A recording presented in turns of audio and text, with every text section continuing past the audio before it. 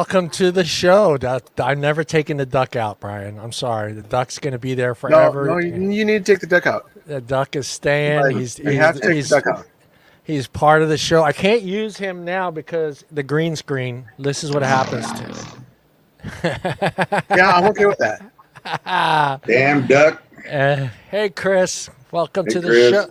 Welcome, everybody, to the show. The Friday Night BS show. Bob is here. Brian is here. Bruce is here. We're waiting on Mike. He's running late, I think. Well, I hope. We're going to start finding Mike. Somehow we'll have to make him do something crazy. I don't know. Make him go out with somebody he wouldn't go out with or something. We have to torture him for being late somehow. What do you guys think? Is he got milk and cookies tonight, or we don't know? I don't know. He may have some milk and cookies. I don't know. I don't know. I don't. He didn't say anything. Usually he'll say something if he's got a date. I don't think he's got a date. But we got a great show tonight. We are going to do Is America High Enough? And I went and got a bunch of statistics, so I'm going to throw those numbers out to you. You may be surprised by some of these numbers. I was really shocked on a couple of these categories that I looked up.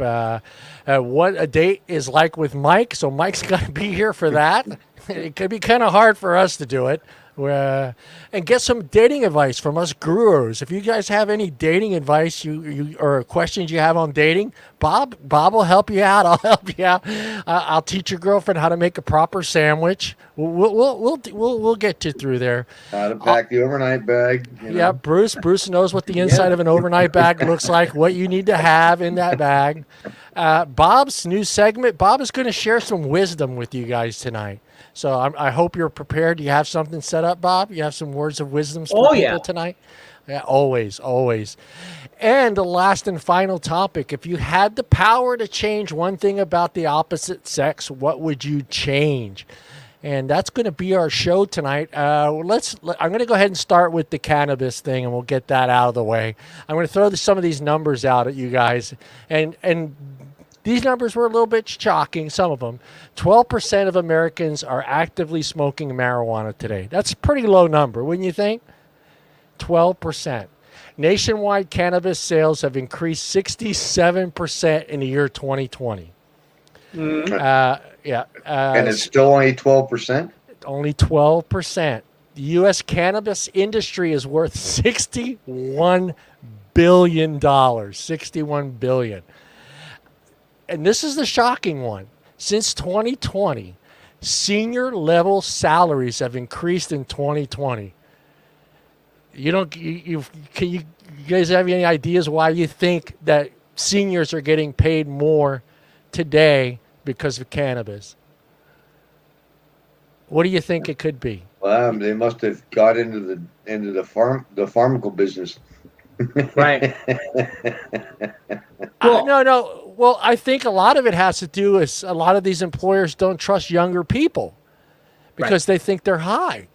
So this is an opportunity. If you're a senior and you're looking for a job, the numbers are in your favor right now, which is not common. Normally, you get to that 50, 55, a lot of companies don't want to hire you, but this is the first year in some 25 years that senior level salaries have increased in 2020 due to cannabis. Well, a lot of the seniors have a whole different work ethic than that younger generation too. So, but remember what I just said. That right now, this is going to shock you. This one shocked me. It's a cannabis. It's diverse now. It's actually since 2018, 38% of the women smoked marijuana. 2019, 46% of the women smoked marijuana.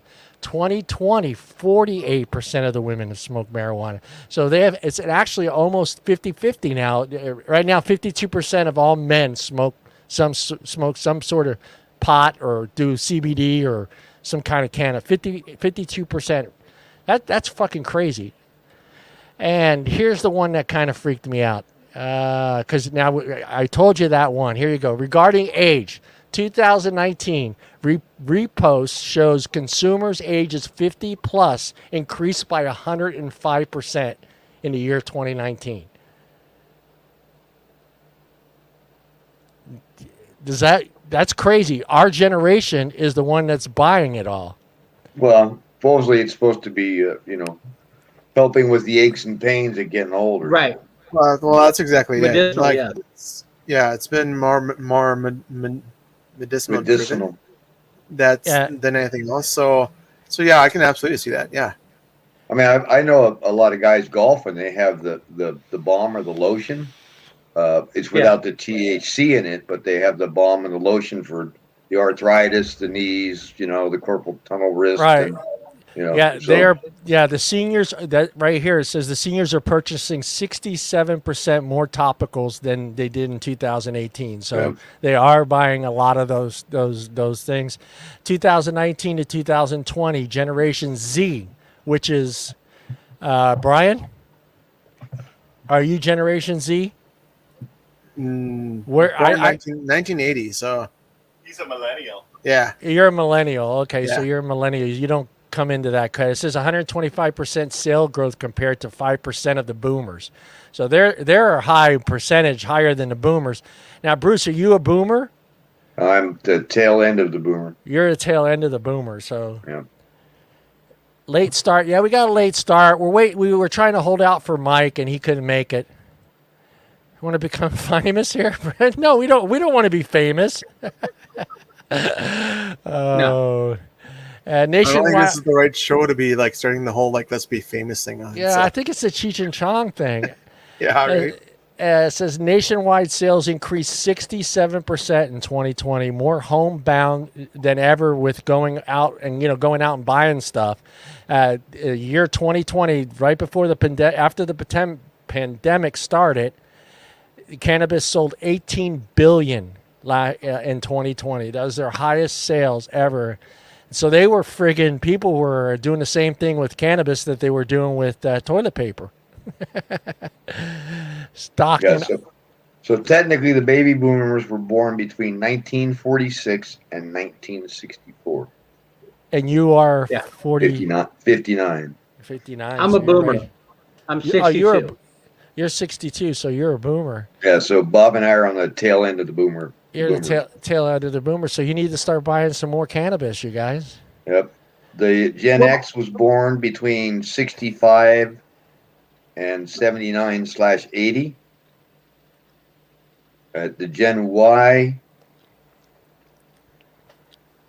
Gen Y or millennials as they call them, were born between 81 and 94 to 96.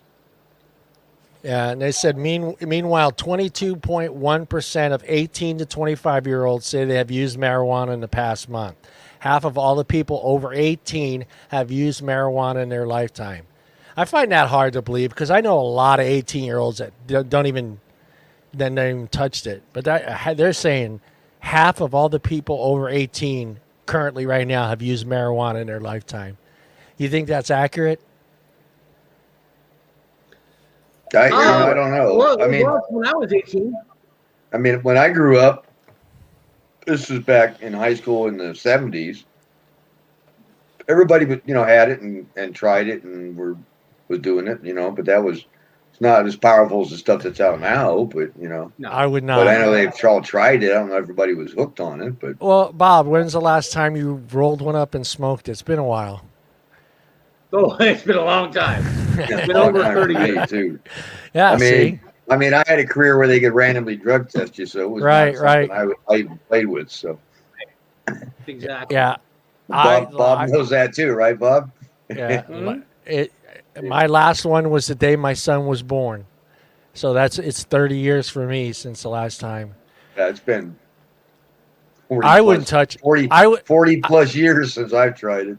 I was going to have one for tonight's show and smoked it, but I was given strict no, don't smoke it tonight, John. Don't be stupid and go live. So Just I'm not going to do it. Do it No, anyway. you do it. I want to watch No. this train wreck here. No, it would be a train wreck. I would probably have every single woman on my Facebook page remove me from their list of friends. So, yeah, I can't do it. There's no way. So That's stuff you're worse on weed than you are 2 bottles of wine? Oh God, yeah. I was an open book after I smoked one. I mean, I couldn't keep the vault. The vault was opened. If I was holding a secret, it was out. It was Oh out. yeah. It just you got in that, and they knew it. All my buddies knew it. So, anytime we got high, it was just like, "Hey, John, what's going on?" Because that's all they had to say. "Hey, John, what's been going on?" And I just let it all out. What's up, Becky? Becky, when's the last time you rolled one up, Becky? Oh, let us know, Becky. And inquiring minds want to know. Hey, Brian, when was the last time you rolled one up? Last week, man. Yeah. Behind the 10 truck. minutes God, ago. that's like when was that? That was I know like where it was, and I didn't have much of it, and that was been back good. in Must have been good stuff, huh? before I was married. It was before you were married. Yeah, so at least probably like 15 years ago, at least. Yeah, that's so Well, yeah. Go ahead, Well, the Bob. whole thing with the weed business is the weed business opened up a lot of opportunities in the cigar business because when we would sell cigars to inner cities and places like that, we were selling a shitload of blunts and cigarillos because what they would do is they would get a razor blade, cut the cigars open, fill it with weed, and then that way they could smoke it walking down the street, and the cops would, that they wouldn't bother them because it looks like cigars they're smoking. Because you just can't walk down the street and smoke a joint because cops know what joints look like. But weed has done amazing things for the cigar industry because now, God, they've got, I don't know, 20, 30 companies now making blunt wraps, and there's like 40 different flavors of blunt wraps, and it's all out in the open now. But everything is the cops think they're smoking cigars. Yeah. I'm sure the How cops much know are they're they smoking weed, but How much are they putting back into the vape since they ran into that, that bad batch where people were cutting it with the oil? Well, that had nothing to do with e-liquid, but yeah, that was THC. It was laced with I can't even say that word. Dice. Go ahead, Brian. Well, no, it was laced with vitamin E. Vitamin E, yeah. Yeah, vitamin E. And it says worldwide, the United Nations estimates that 192 million people used marijuana in 2018. That's a big number, man. I would say, yeah, most of them are in Oakland and in Oak Park and Sacramento. 92 million are just the Bay Area. And any Snoop Dogg concert you'd go to. Right, had his first joint last year. Damn, he's a late boomer. Yeah, go Mike, holding out till he's 33. Damn.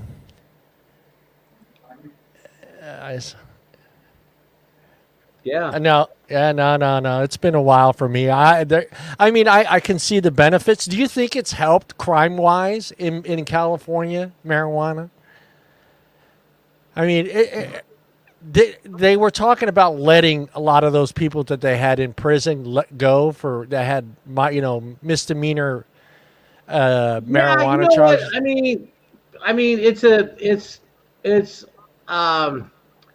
if it's a misdemeanor, I don't really see him holding them in court. I mean, in jail and stuff. I mean, jail is for like felony killers, and if you're doing felony weight selling drugs and stuff. But if you get caught with like, a quarter ounce of weed, let them pay the fine, man. Yeah.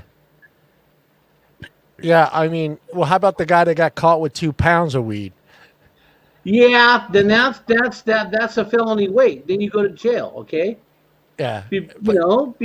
Because most guys, you would buy a quarter ounce, and quarter ounce probably make you, I don't know, back in the day, 5 or 6 joints out of a quarter ounce, so you got 200 pounds, man. That's felony weight. Then you need to go to jail for that. But if you got a quarter ounce on you, man, just because 9 times out of 10, you're just going to get high, stay in your room, and then you're going to go out and get food and booster the local economy. You know what I'm saying? Yeah, but 2 pounds could be someone's personal use. If someone's smoking 2 pounds a month of marijuana, they need to get right with somebody, man, because they would be constantly stoned all the time. Bob, close your eyes. Can you picture in the 80s someone getting caught with weed and pulling out a medical card? Yeah, right. Yeah, this is for my glaucoma. Okay. Well, sir, you're 20 years old. I got bad eyes, man. I got astigmatism, man. In front of the I got 7-Eleven. astigmatism. In front of the 7-Eleven, holding a Bill Gulp and a Snickers bar and 2 pounds of weed. Pull out your medical card. Although I'm going to make a confession here, and I'm not stoned or anything. Years ago, I had a roommate named Lee Lewis, and he had a guy that owed him about $100. So this guy gave him about 1.5 pounds of weed wrapped up in tinfoil, and we kept it in the freezer until Lee could sell all of it to get money back. Yeah. We made a lot. I mean, he made a lot more money on it than the $100 the guy owed me. He goes, "This is easier. It's more accessible for me." But every time I'd go to the freezer, I'm like, "Damn, I hope we never get raided in this house. 'Cause I ain't going to jail with you, man. I am too pretty for jail." Okay. Yeah, no. I mean, it's kind. It's for us. I mean, it's kind of amazing to see where it's going, and it's just slowly becoming more and more acceptable. And Right. I think that here within the next, I don't know, what would you say? Maybe the next 10 years, you're going to start seeing maybe another 5 or 6 states jumping on board. Oh yeah, yeah. I mean, there's going to come a point in time where all 50 states will have it legal, and a lot of the tobacco companies have already, they were sitting on this 20 years ago when they first brought it up, so they get a piece of the action. But I know some ladies in their 40s. They don't smoke it, but they go buy the edibles. The edibles, so they can break off half an edible cookie every morning just to calm their nerves. Yeah. I'm like, what do you need to calm your nerves for? Well, I'm always uptight. You know what I mean? Well, you know what that means is you're just uptight because you didn't have sex with me last night, and I'd have got all that uptightness out you. You know what I'm saying? That's right. I was going to go right to the to that right there. She needs to get some.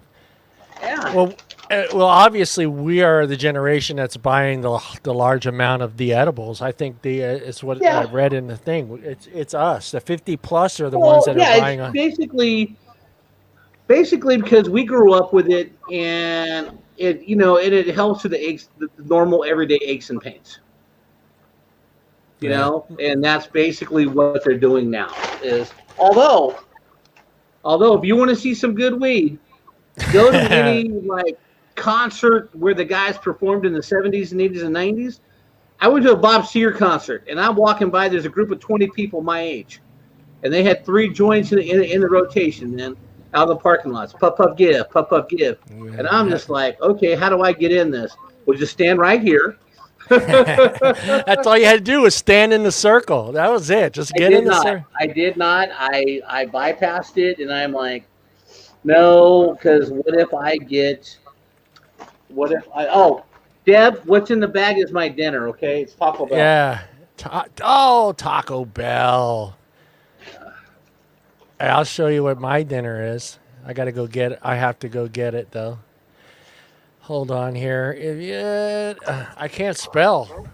Did we lose both of them? Yes, it's now the John and Bob show. Hey, Bob, how's it going, Bob? Well, it's going good. Well, no, I saw Danielle. Danielle slipped in to talk to Brian. Oh, so I'm not sure. She's coming to set up the. She's coming to set up the stool and stuff. So I figured I'd just turn the camera off real quick. So. Tell Danielle to hurry up and make that sandwich for me, will you? Bite me. Oh, hey Danielle. But our generation, like I said, we grew up with it. Plus, we had all the great movies to grow up with it. Up in Smoke, Dazed and Confused, Fast Times at Ridgemont High. I mean, we had all the great movies that portrayed smoking and pot. Now the John, Bob, Bruce, and Brian show, and Danielle. And then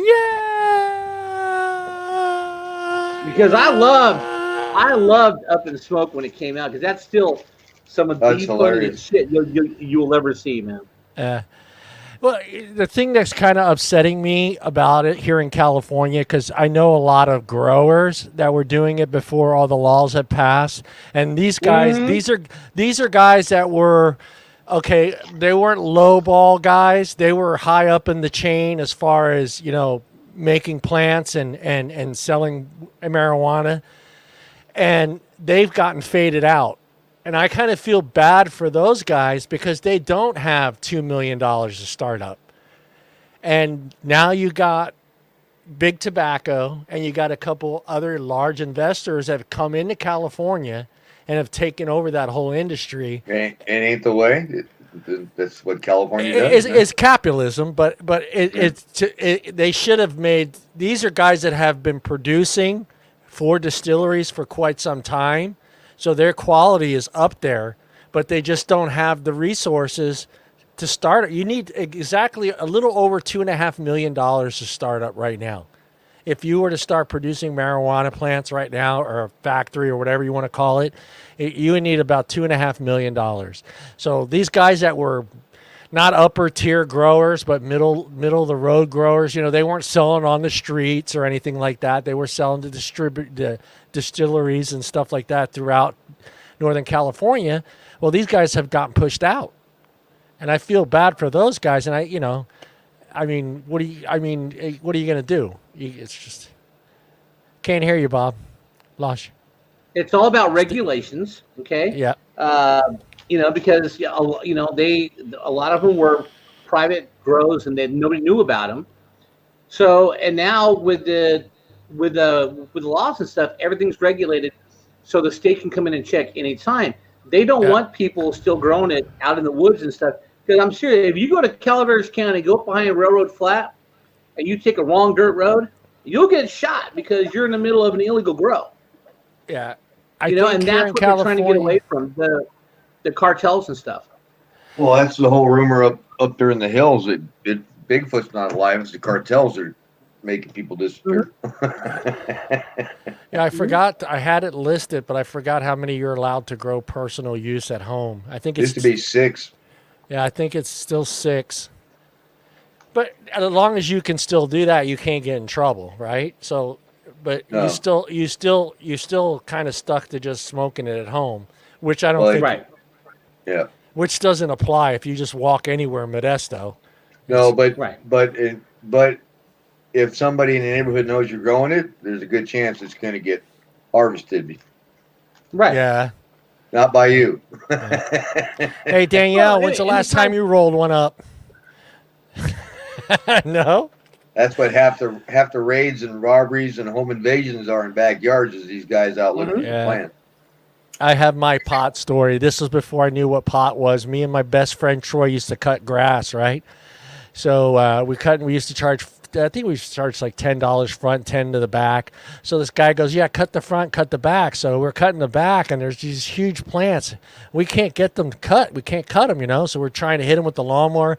So we cut them down with the weed whacker, and all of a sudden the guy comes running out, and he's just screaming at us at the top of his lungs, and we cut down all 3 of his pot plants. They were like, we just thought it was just a big weed. It was like a 4-foot weed, and we cut that fucker down. He's like, get the fuck out of my yard. Get the fuck out of my yard. And my buddy Troy's yelling, where's my $10? Where's my $10? Danielle, did you grab were you going to play an instrument for us this week, weren't you? Yeah. Isn't that what you said, Brian? No, I didn't say that. Yeah. You said Brian, that. Brian said you were going to play the flute or something. One time in band camp. Yeah. What was it? The flute, right? That's what I play, yes. Yeah. Go grab that flute. Play the flute for us. No, the baby's sleeping. Anything else you guys want to talk about as pot, or should we move on? Move on, please, because it's still considered illegal federally, so I don't want to get caught saying anything. Well, that's the problem, and I think that's kind of bullshit. I mean, that's the issue. I mean, now these guys that are growing it, that have these $2 million, $3 million fucking companies that they're running, they literally can't put a dime of that money in the bank. Well, that's the problem. Not only that, but any of the employees that are like long-term employees, those companies are not able to have a company-sponsored like retirement plan or any sort of savings benefit for Oh, wow. I didn't know that. because any of that money that is set aside can actually freeze the assets for the entire trustee, not just the plan. So, but wait a minute. Aren't they paying into Social Security and taxes though? Well, yeah, but that's separate. I'm saying like if they have a 401k, simple something like that. Oh, so something extra. Yeah. So if it's in like an employer-sponsored retirement plan, none of the companies can handle those because it would freeze the assets of the rest of the company. Now, how about my check? Now, how about my check? Say I work for them. I'm a full-time employee. I can put my check in the bank, right? It depends. Oh shit. Most of them work on a cash basis. Yeah, and that's why is because there's too many federal regulations that go into. Well, it's not because federal isn't legal. Correct. So it's illegally obtained cash or money from an illegal occupation. It's considered money laundering, John. In the state, federal still overrides the state. Yep. And it's the same reason that you have a hard time investing in the stock market in a company that grows it, because when it comes to tax time, the feds won't accept. In there, you have no way of showing an actual legitimate income. Right. Because if you're working for cash for an employer, they're not going to reflect accurately on your W-2. Therefore, with your W-2, if you're only making $3,000, but then you have IRAs where you're putting $5,000 in every single year, it's going to be a huge red flag for the IRS, because the IRS is going to know there's cash coming in from somewhere. You're going to end up getting audited. Oh wow. Yeah, I didn't know how it worked for the employees, and a lot of these places don't have a lot of employees. I mean, most of them are just maybe. Well, one that I've seen personally myself, there was only 5 people working there. Right, and those are smaller employers, and they have smaller plans. No, this is a warehouse, huge warehouse. But if it's only got 4 employees, it's considered a small plan. Yeah. Oh, okay. From a retirement perspective. Yeah. But even if you look at the Cal Savings, so the California state-sponsored IRAs for, anybody that lives in the state of California, if they work for a distributor of marijuana, even if it's a medical dispensary or whatever, they still cannot put funds into a Cal Savers IRA because it can freeze the trust that is funds underlying.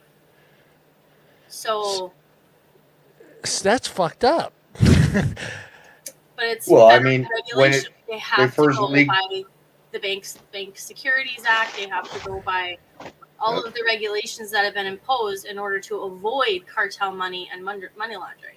Well, and then when they first legalized it in California, they didn't have any banks that accepted cash. Right. So when they had to go pay the state tax on their marijuana business, they had to go and pay in cash.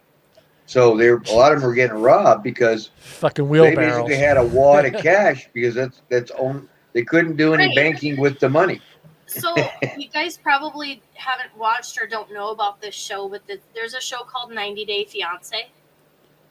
And there was a guy in there from Southern California that opened one of the first medical dispensaries in California. And he ended up marrying this Russian chick. And everything he did was all cash basis. Yeah. Well, when the market started getting saturated in California, he was going elsewhere to get his crops. He got caught crossing the border from one state where it was legal to another state where it was legal. Oh. He got thrown in jail. And basically lost everything. So. Now, was he bringing product over or just money? Oh, he's bringing product over. Yeah, well, that's his fucking fault. That's just he's definitely not a smart man. I mean, this freaking chick from Russia was like. Can I buy property with that money? Huh? Can I buy property with that money? It'll get you're going to get, the IRS wants to know if you make anything over the $9,000 deposit, then the bank's got to notify the IRS that it's a cash deposit. Yeah, but if I go buy a $250,000 house and just roll in there with $250,000 in cash, can I buy that house without having to involve anyone? But they're going to have to fill out a suspicious activity form for every transaction that you do over a certain dollar amount. And that dollar amount changes, Bruce. It's not just $9,000. It changes. Yeah. Yeah. So, I mean, the banks are always trying to make sure that people don't know, because if people know that's $9,000, how many $8,000 deposits are you going to make at different banks in one day Yeah. to avoid a SAR? So, I mean, That's how they caught that one guy. Remember that years ago, Bob? That one guy that robbed that bank, and then he went to the Mazda dealership and tried to buy a Mazda Miata at the bank like an idiot. Dude, who the fuck robs a bank and then decides to go buy a fucking Miata? Give me a break. Oh, Mike, you still on the road? I figure you were stuck in traffic, Mike. No, I was still working when you tried to call me. We're all going to call you at the same time to fuck with you. That doesn't work because, as you noticed, I just didn't answer the phone. Yeah, see, so, but if they got to be doing something. I mean, that money's not just sitting in a closet. There's got to be certain things they can purchase. I mean, like, can I? it depends. Can I invest it in gold? That can't stop me from buying gold. You can, but again, if you purchase over a certain amount of anything, over Any- a certain dollar threshold, Any transaction with a lot of cash is a What are you flag. talking about? suspicious activity. Marijuana money. So Marijuana money? Yeah. if the banking system gets a suspicious activities report from a Mazda dealership, a mortgage company, and a hot tub place or whatever, and Yeah. you know they're going out and spending cash, Right. that's going to be a huge red flag for the IRS, and they'll get the federal government involved. So I guess you're kind All of you pretty have much to do is just buy gold, but you have to do it under. under the table. Well, you can just buy private Yes. sellers. At Then the other $10,000, thing- they report it. But then you have to realize that anytime you sell a commodity, whether it's gold, silver, anything like that, you're still going to get a 1099 for it. So it's still going to be going under your Yeah. capital gains and your income when you liquidate it. That's Yeah. money laundering. That is the definition of money laundering. You're Yeah, using anytime I sell stock, there's a transaction record of it. Well, what the fuck are these what guys do you doing mean? with all this money? How's it money laundering if you pay your capital gains on your commodity after you sell it? Because federally, that money is not legal still. Because that money is Yeah. not clean federally. So you're still Yeah. going to get tracked and you're still going to get hit. So And if the you're Fed- making, So we're under the assumption that this marijuana money is illegal. no, It according to the feds, it's illegal. Yeah, according to the feds, it is. And, So. since all the banks actually go by federal laws, that's the reason why it's illegal. they have to. It's called the Right. Fed for Yeah. a reason. So- Okay, well, I mean, yeah, but I guess they would have to go out. They would have to come after you to, like, if you just sold your gold back to other companies, to other bullion companies. I mean, why would the Fed be looking into you for that? People Do they say look into any commodities- large If you have cash no transaction? income- If you have no income being reported, Yeah. sell $500,000 in gold, they're going to want to know where the hell you got Where the that money money for came from. gold, because obviously you either killed someone, your grandma gave it to you, or you obtained it Yeah. Illegally. Yeah, some way, It's just- somehow, that's what they I'm want saying, their it's the cut. same thing. right? If I mean, it's seriously is like the dumbest way to you launder purchase money. it under and you sell it under 10. Yeah, I just don't understand them. They just must be buying stuff through private sellers, then, is what they're doing. And probably going with companies that aren't really going to pay attention as much. So a lot of them, from what I've heard and read, are investing and using things like PayPal. PayPal, yeah, PayPal. Right, yeah. So PayPal, I mean, Venmo, Cash App, like all that stuff. Well, what I'm worried about, because what I Well, you could understand use- too, that you could allegedly use cryptocurrency too. yeah, but from what I'm hearing, a lot of that money is leaving the country, which is bullshit. And that's the part that's kind of upsetting me, because that money can do some good here, and the feds are kind of making it difficult for that person to actually show that income. So a lot of that times that money is filtered outside this country. if the feds made marijuana legal and Yeah. taxed the piss out of it, Yeah, it'd be a really good industry. yeah. But But see, the thing but is, California wasn't California working on their own banking system to be able to handle it. See, that's not California smart. just gonna secede That's from stupid. the nation, like, can all you weird fuckers just like I secede? think that's the stupidest Wait, thing to what? do. California Wait, isn't what? succeeding from Bruce, anything. wait, what? California is not succeeding from anything. Yeah, Texas would happen in Texas before it happens in Texas would do California. that first. Yeah. Yeah, Well, Texas they're would. trying to split California into Bruce 3 will just states. like So. break the state off, and you guys Yeah. can just like float out. Yeah, no, No, no. they are. I mean, there's been things trying to break the state in thirds for quite some time. So. Oh yeah, they want to break it in thirds. I heard that Yeah. one. Yeah, Well, that the was. top half, the northern half wants to be connected to what is it, Utah? Oh, Idaho. Idaho. Yeah. They wanted the northern half, the southern half of Oregon, and the northern half of California. Yeah, they want to actually. They got actually counties leaving Oregon to become counties of Idaho.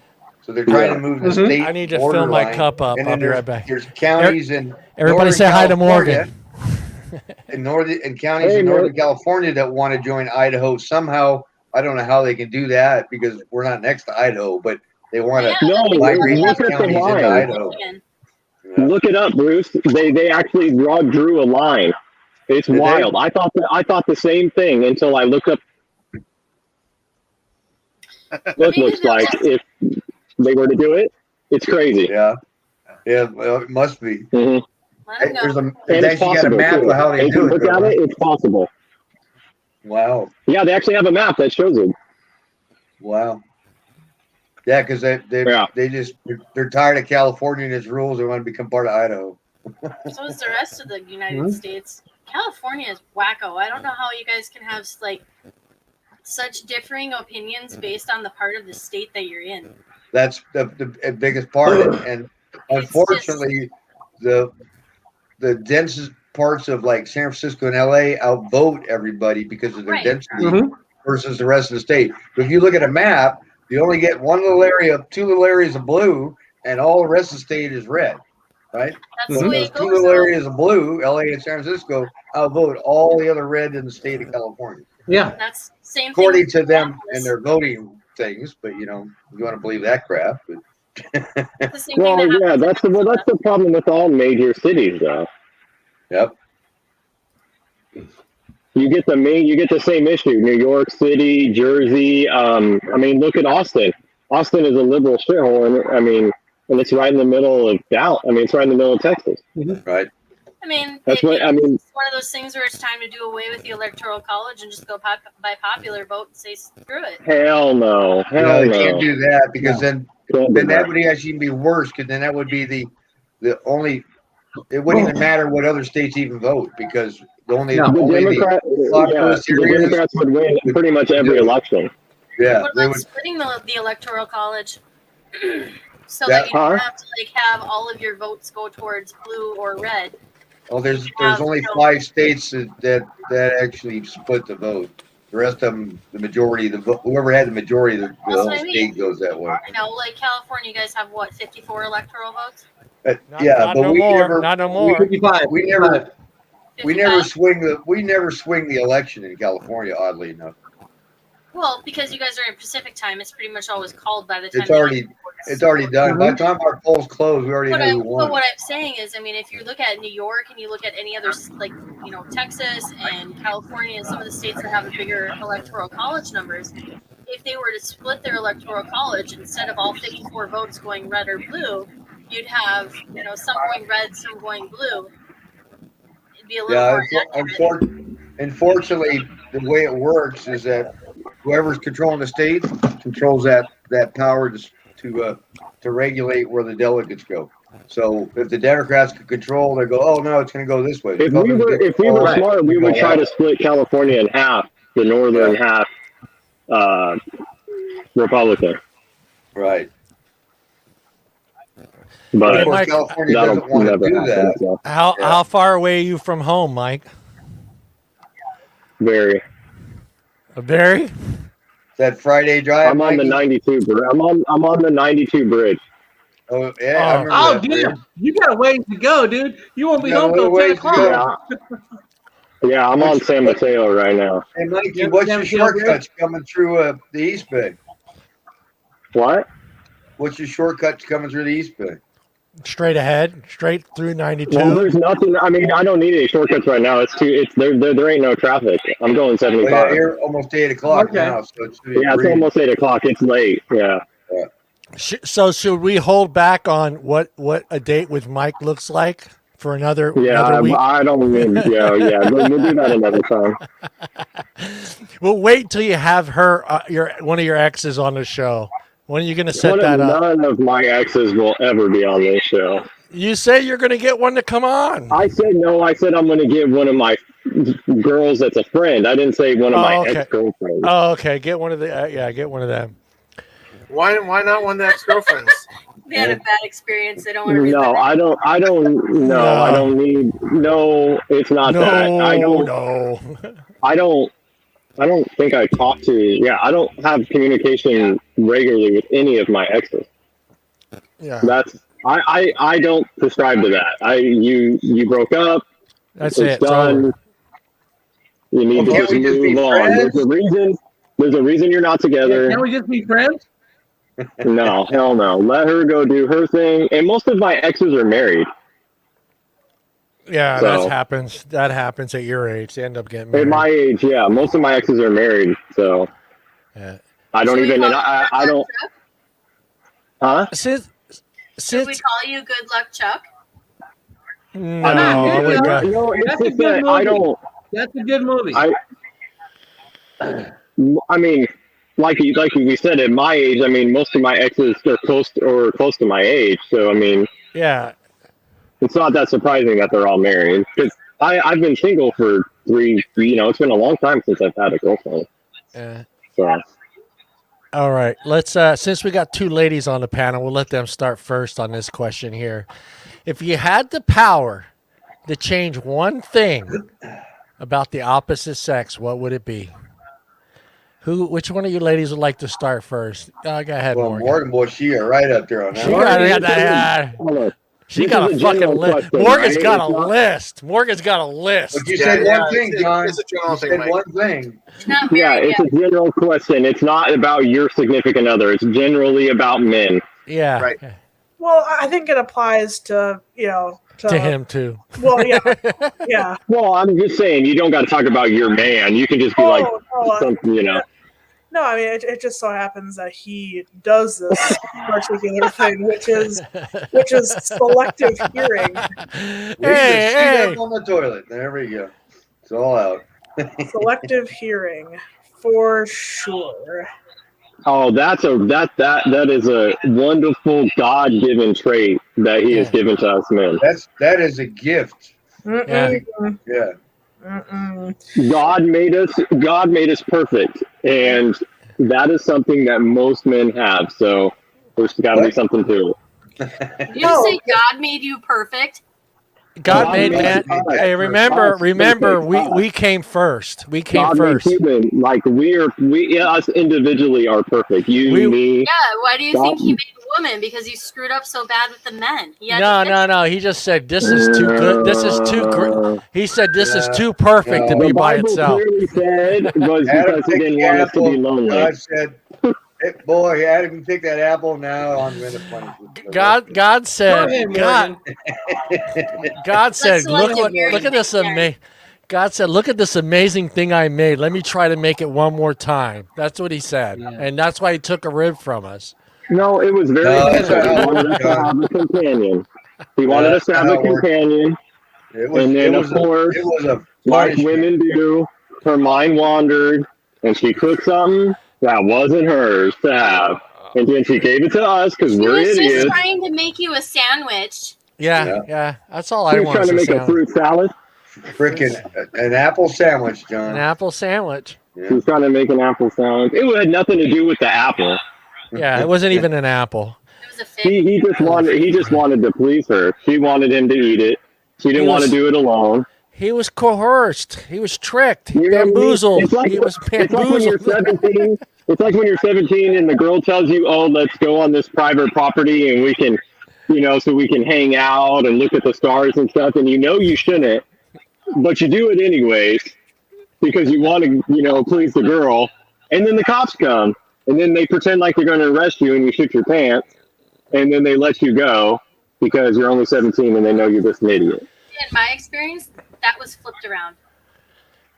Oh, well.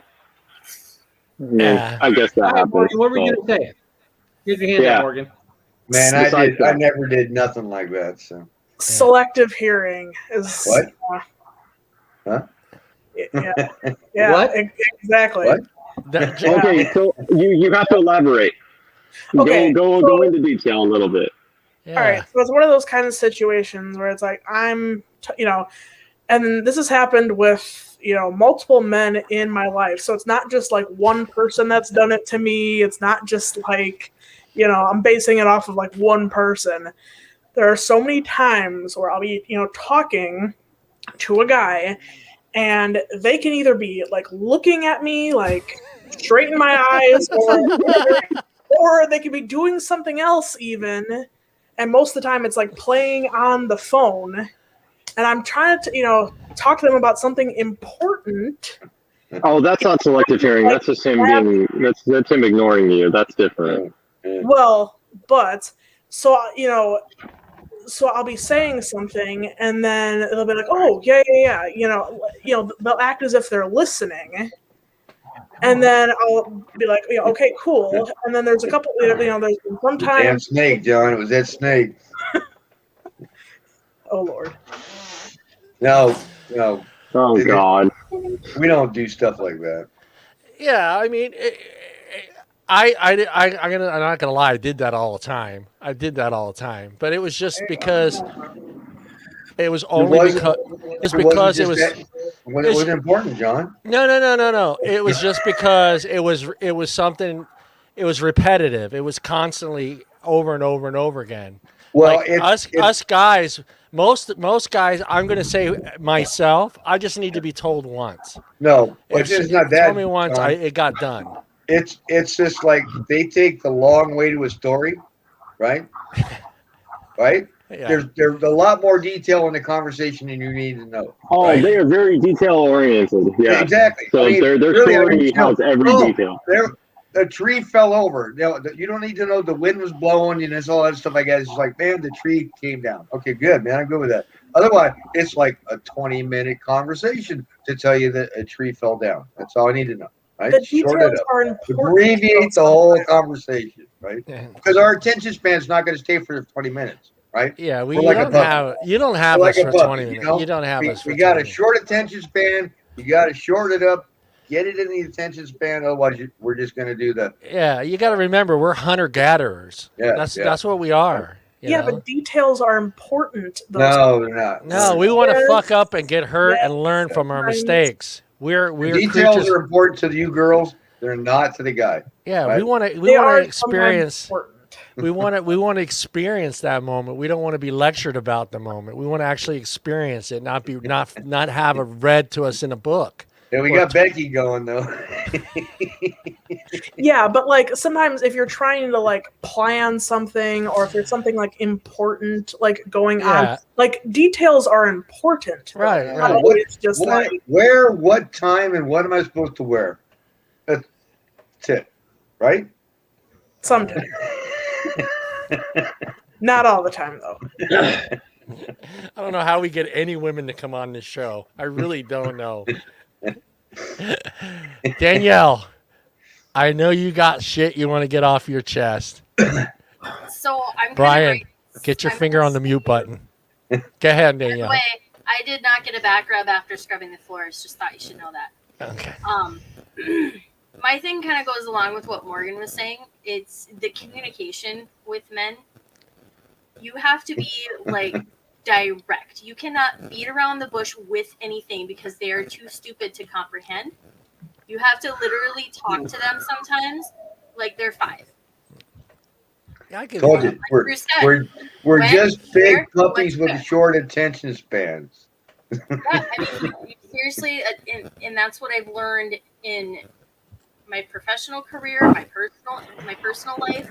Like, you have to be direct when it comes to men, because I mean, he likes the facts. He likes the details. Like he'll go off on tangents for hours at a time. Hold on, Bob. You'll get a shot. When I'm out to dinner with him, he's sitting there talking to John on his freaking phone the entire time. Not all the time. Yeah, Probably. I most of the I time. love you, Brian. Love you, Brian. it's the love triangle from Okay. Modesto. It's a bro. They got a bromance going there. Like Yeah. the thing is that it all comes down to the communication, and I can tell when he's ignoring me and he doesn't want to talk about it anymore. He's learned to come out and say, "I'm done talking about it." But the thing is he says that when it's an important conversation. When Yeah. it's like, I'm not nagging, I'm literally trying to tell you, like, this is how I feel. This is what is making me feel that way. What do you think? Like, what can be done? Find the solution to the problem. So I think it really depends Yeah. as far as the So, details on what the Brian, situation. Well, most of the Brian, time, like Okay, sometimes that you okay, say, look. like, "Hey, I'm done talking." Is that because you're afraid that if it continues, you're going to say something that's going to be insensitive? well, the instances that I'm thinking about that she's thinking about, and I could be wrong, but this is just where I'm thinking about stuff, and it's been more of like arguments that we've had, and things will get heated up, and like what will happen is that I don't want to say something like I don't mean or whatever. Like let's Yeah. like Exactly. calm down and talk about it later. But like when she's talking about stuff, like what happens is that one of her things, like she wants to settle things now and just be over with it, and so that's where we Yeah. butt heads a lot. And that I'm just like, okay, we need to calm down. Let's talk about it later when we like are both like not upset, and like let's just wait it out. And she's like, no, let's just hammer it out now. And like that creates another like argument of like where it shouldn't be an argument. It's more of like, okay, well, one wants to stop, the other one wants to keep going. Yeah. And that creates a whole new thing. So it's more of like, I'm just gonna walk away and just like let's calm down. And then she gets upset because it's the whole thing. That's a rational thing to do. That's Yeah, okay. that's- There's It also comes down to the whole going to bed angry thing. right. Because, you know, we both work during the day, and Amara's awake until 8 o'clock at least. So we don't get to have our conversations and our adult discussions until later. Yeah. So if something happens and something flares up, it's right before bedtime. I don't want to go to sleep angry and having all of this stuff on my mind. Yeah. Whereas he's going to be up for another 4 hours to think about it. Yeah. So, like, where is that balance of saying, like, you know, talk Yeah. it to whatever, and then see what you can hash out?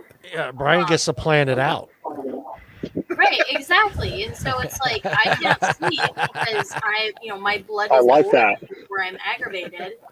But he just gets to come down here and hang out with you guys all night. Yeah. But we need more time to like think Well, about it because Brian? because you Yeah. guys are just naturally more wittier than us, so like you guys will say some shit and we'll think we lost, but then we'll walk away and then we'll be like, oh wait a minute.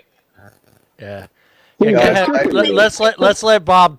Bob had his hand up. Let's hear what Bob has to say here. Yeah, well, I want to get back to the point she said that men are too stupid to comprehend. No, it's not. It's not that we're too stupid to comprehend. The thing of it is, we can rationalize in our head what you want. We don't need the 3 hours of goddamn drama that's gonna evolve because we're not listening to the 4 hour fucking story. That's my point. Man, this went deeper than I thought. Comprehend. I was just thinking. Comprehension is not a bad thing. I was just gonna. I was hoping to hear like men should be a little bit taller, women should have a third boob. I didn't know we were going into this deep thing here. I mean, Jesus Christ, guys. I think women. I think a lot of us men, like maybe like a lot of women they think we're stupider than we are, and we don't understand things that we actually do. Oh, we do. And that may be a little bit because we allow it to be that way. Because I know I do.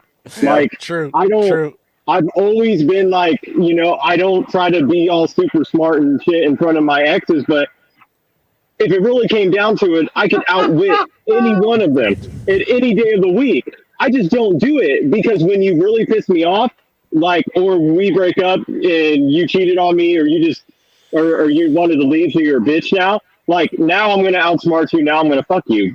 Like you thought I was stupid the whole time, but no, I just didn't put it out there. Like, so that's what I think women think we're stupider than we are.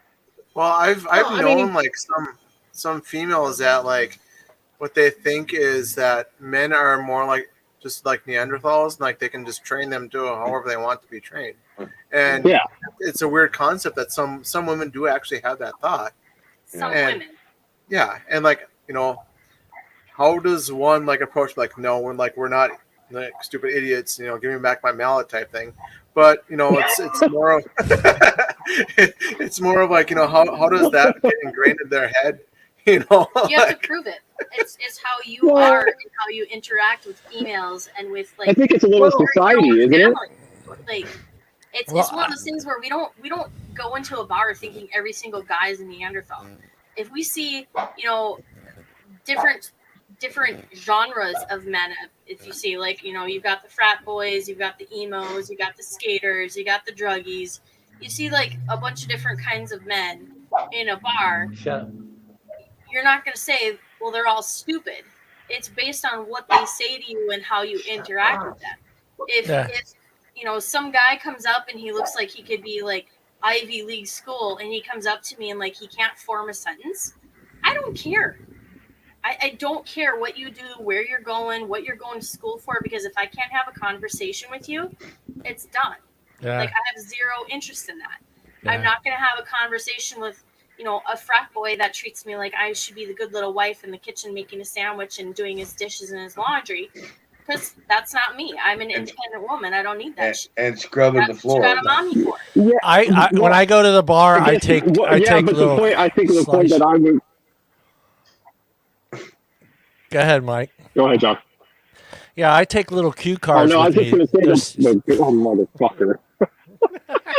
Yeah, Go, John, go. Yeah, I just take cards with me with pictures of sandwiches, and I just ask them, "Can you make this sandwich?" They say yes or no. Then we proceed with the dates. I buy her a drink.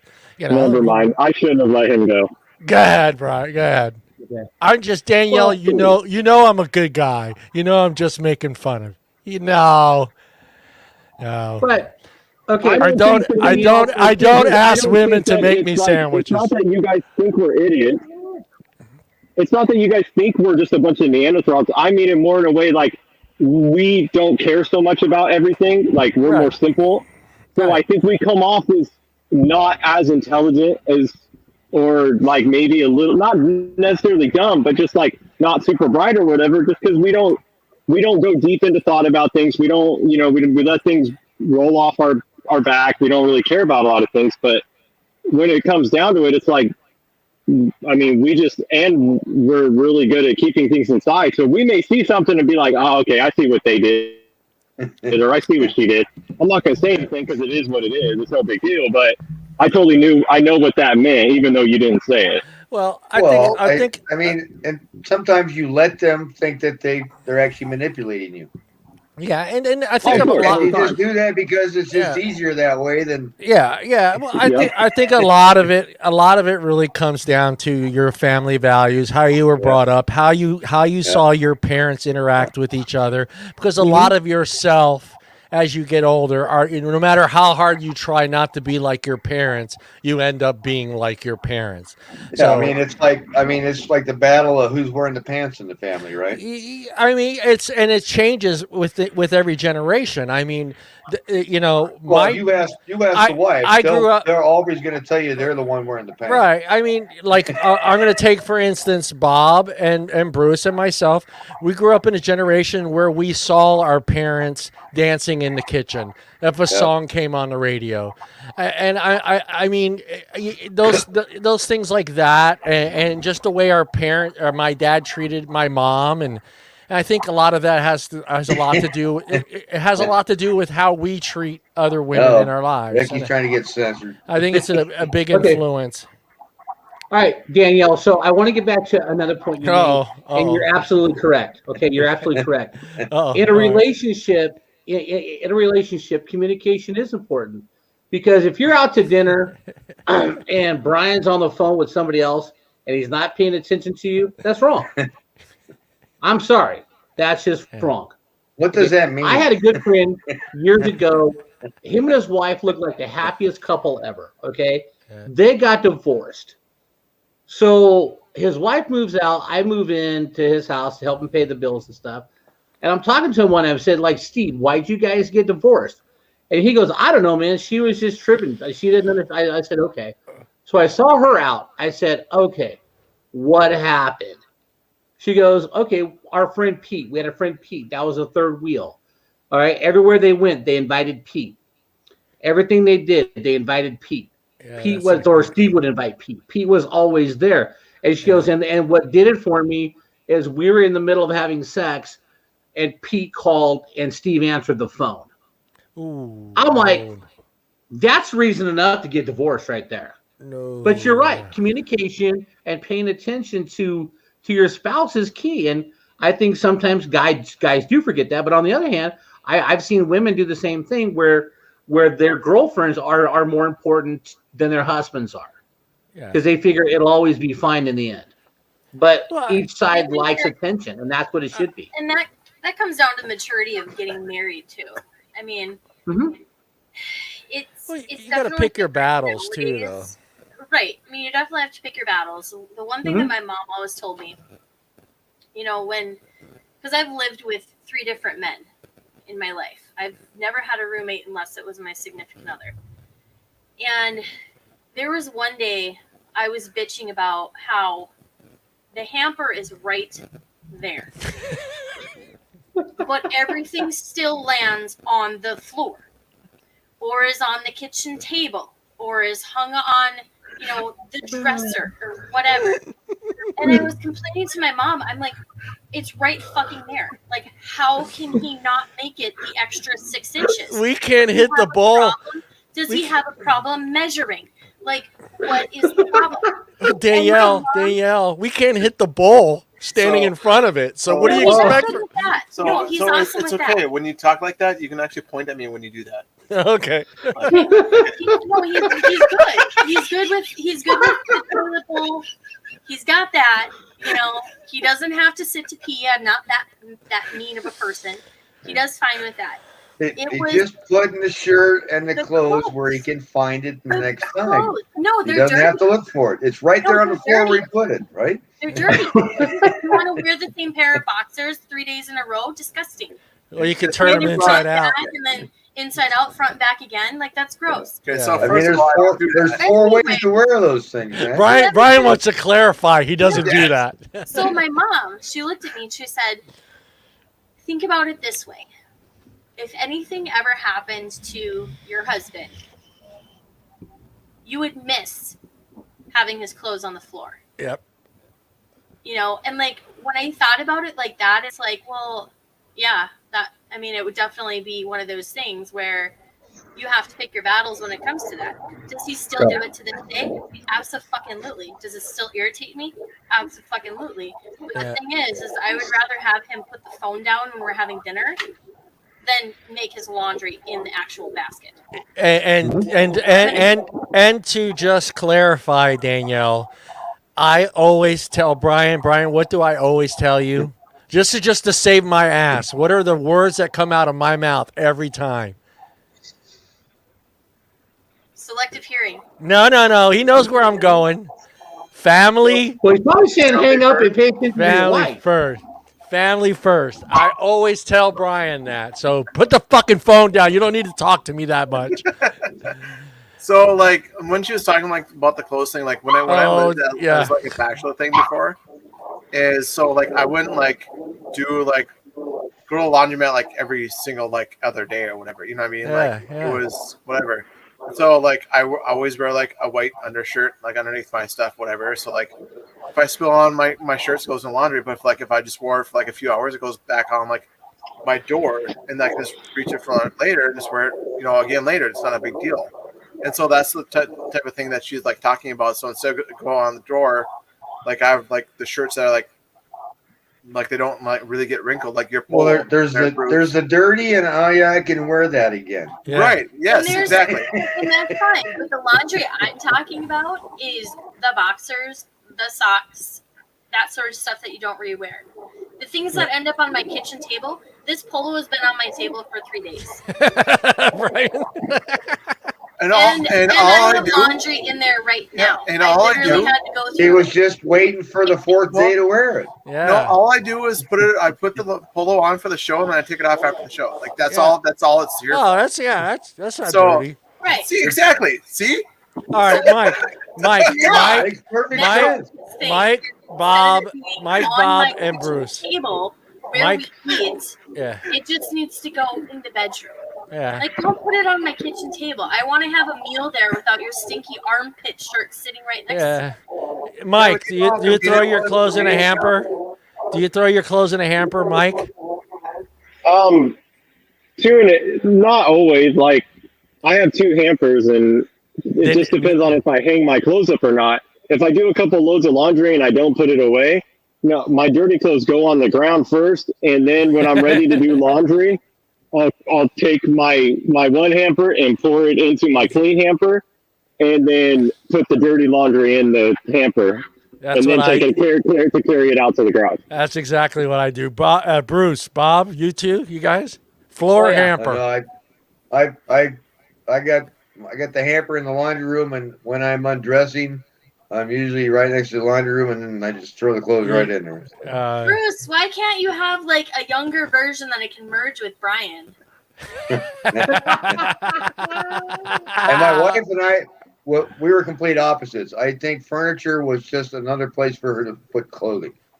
So when she would go, "Oh, we need another chair in the bedroom," it really meant she needed another place to hang clothes. just to hang clothes.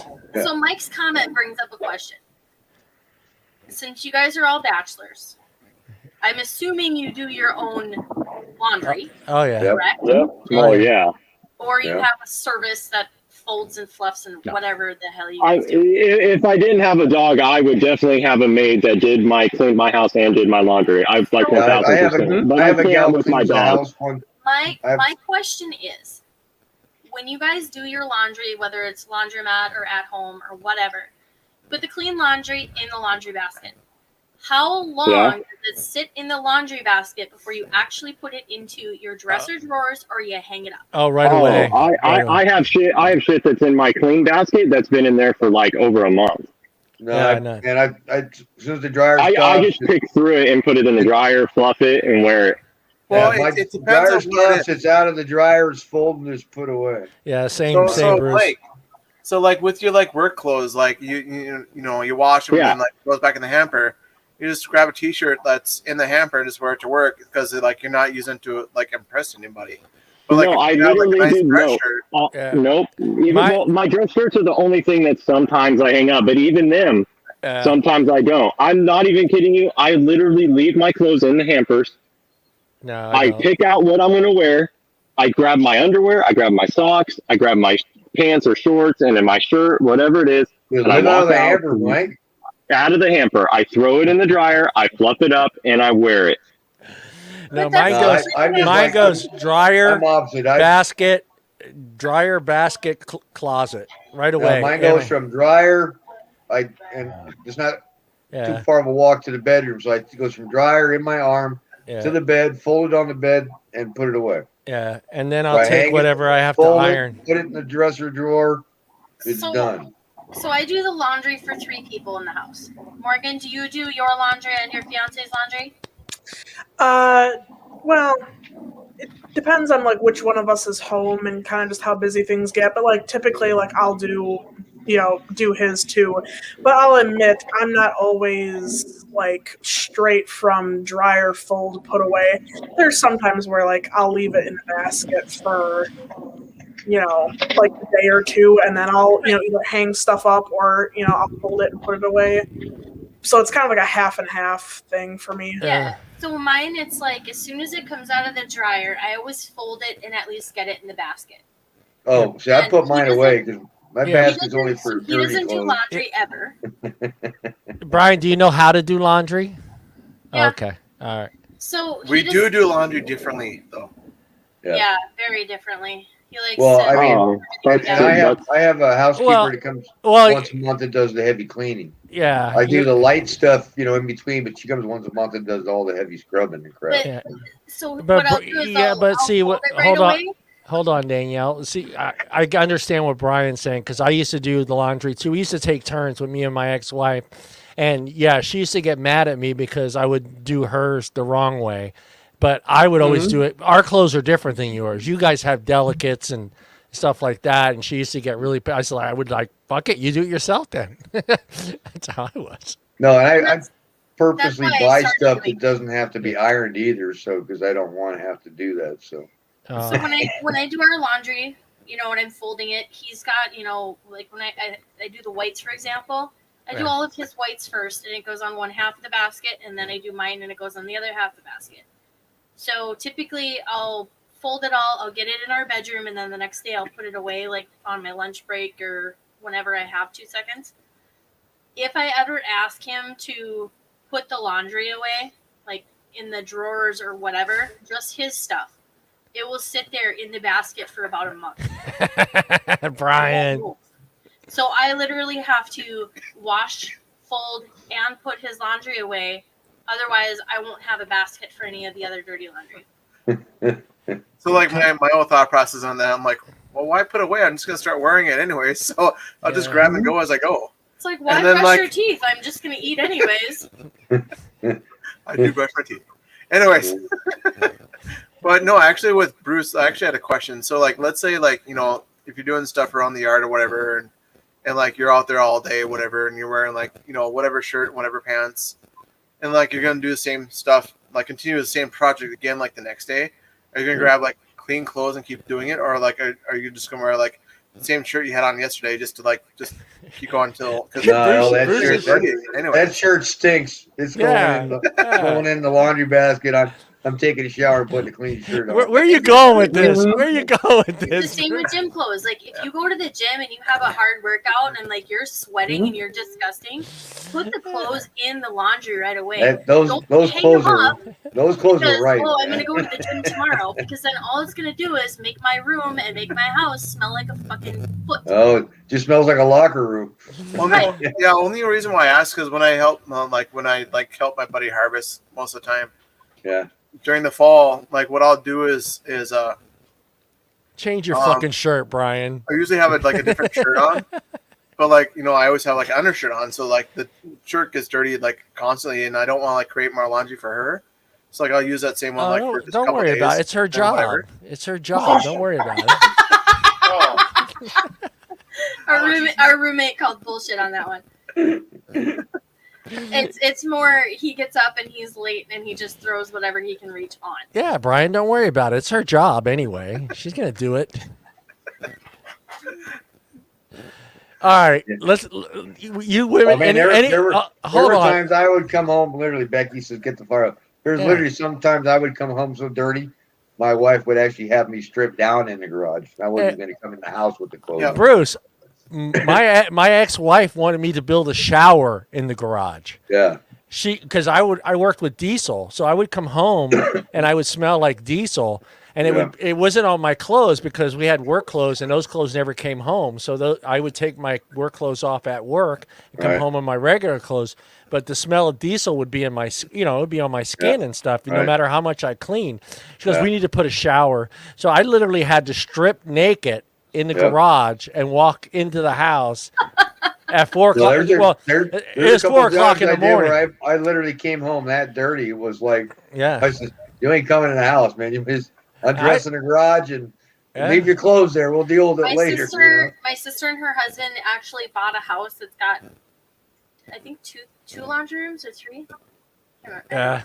Well, one of their laundry rooms is actually in the mudroom attached to the garage. So they have like the bathroom and then the washer and the dryer. And so my sister, when she would get done working at the hospital, especially during COVID, her clothes wouldn't even go in the house. She would go into that bathroom and she would basically decontaminate before she went in to see her family. Oh, wow. So, like, I kind of get it when it comes to, like, if you like, if you're a garbage man and you don't get a chance to shower before you go home or out to dinner with your family or something like that, I get having it for that type of thing where you don't have the opportunity to really change clothes or Yeah. get clean before you do stuff. But I think diesel is a little bit more over the top, especially since Yeah, you're no, I took a shower every night. And you're using like the hand wash stuff, the orange, simple orange. Yeah. Yeah, that stuff stinks. No, I was dating a gal that was a horse gal. So when she would get off work, she was a teacher. And when she get off work, she'd go by where her horse is stabled, and she would spend time with her horse, grooming it, cleaning the stable and all that crap, riding if she needed to. But when she would show up at my house, Oh God. I'd don't strip and hit the shower before we even go out on a date. Yeah.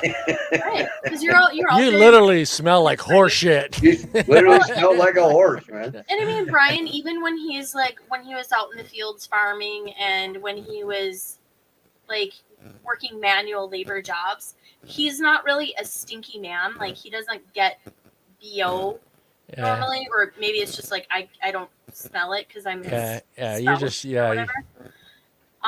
But he's never been the kind of person that has BO. Or you love him.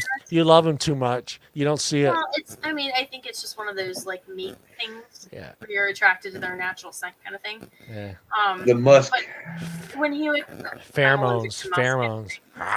When he would come home from the farm, it wasn't him showering because he stunk. It was because he was literally covered in dirt. Yeah. Like he had his ears would be black from all of the dirt in the fields. Yeah. And he'd take a shower and like the bottom of the tub would just be black, from the dirt. So it wasn't because he was stinky. It was because he was literally dirty. Yeah. Danielle, do you do that when Brian walks in the door? No. I mean, if I got a back rub every now and then, I might, but yeah. Yeah, it's the same thing with Corey because he works in a foundry as a maintenance, guy. Oh yeah, they can get dirty in there.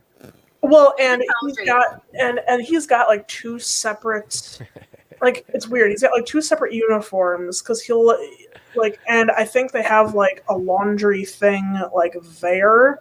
And so he'll, they have, I guess, employees who will like wash all like the uniforms and stuff like that. You wearing like coveralls the whole time he's in there? No, he just wears like the uniform that like they give him because he does like repairs different like. So they have a laundry service that does his uniforms on. Yeah. So he'll come home in like a cleaner, uniform, but like I can tell when he's had like a long day because like he'll come home and he's kind of just covered in a foundry is like I'm trying to remember now, they like melt metal and stuff like that and they'll like make different parts for they mold stuff out of molten metal. Yeah. So, but like it's hot. It's extremely hot. There's a lot of fumes and a lot of dust and that gets in your pores, in your hair, gets everywhere. And it's hot because they're working with his heat pretty much. Yeah, I've felt bad for him the past couple of days because it's been like really hot here, and I just think, man, like I would not want to work in a foundry. Yeah. That's nothing. I mean, it's great in the wintertime and not in the summertime. Now I'm just thinking about that scene in Titanic when they're running through the coal places and all the guys are shirtless and they're like, putting the coal in the engines with their muscles. But Brian, we go shovel coal. We heard. Yeah, we can shovel rocks shirtless. We got a lot of those to move. We heard from the girls. Boys, let's start with the top. Bob, what do you want to change about? Oh no, I'm good. I already got mine out. I'm good. Oh, did you get it out? All right, Bruce. What is the one thing that you could, if you could change about women? What is the one thing that you would change? Oh God, one thing. Huh? That third boob's sexy, isn't it, Bruce? You thinking? No, it's not. It's not physical. No. It's like unicorn. There's things that are way too important. It's just like be going physical. It's like the unnecessary drama about everything, But that's not all women, though. Well, all women. I'm still looking for that unicorn, there- John. What are you there's talking women, about? There's women that are sensitive about different things. Yeah. Mm-hmm. Not all women make the same things a big deal. Like some women, it can be one thing. Some women, it could be another thing. Like I always said, everybody has their own set of problems. It just depends on what set of problems you're willing to deal with. To me, they just seem to almost over dramatize things. Yeah. Is that the right word I'm looking No, for? yeah, that's spot Yeah, on. I mean- My ex did. Yeah, everything was drama. They're just more sensitive than us, and that's just pretty much for the most part. Well, and he said one thing we can and change. it comes out that way. He picked this one. All right, Mike. Watch it, Bruce. Becky. Oh man, I don't What is know. that one Just thing? one? Come on, piss off 80% of our viewers, Mike. What is that one Nah. thing? I don't think I'm. No, it wouldn't be that. What? And the Oscar, Mike. and the Oscar goes to. Not I Mike. don't even know. Because it's not a physical thing. That's for sure. No, yeah, it's not. I was just kidding with the physical thing. I don't know. Bruce's What was pisses pretty you good, but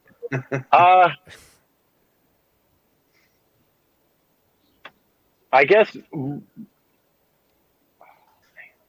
I would say that when women if they cared more, if they were more sensitive to people's feelings when they don't give a shit.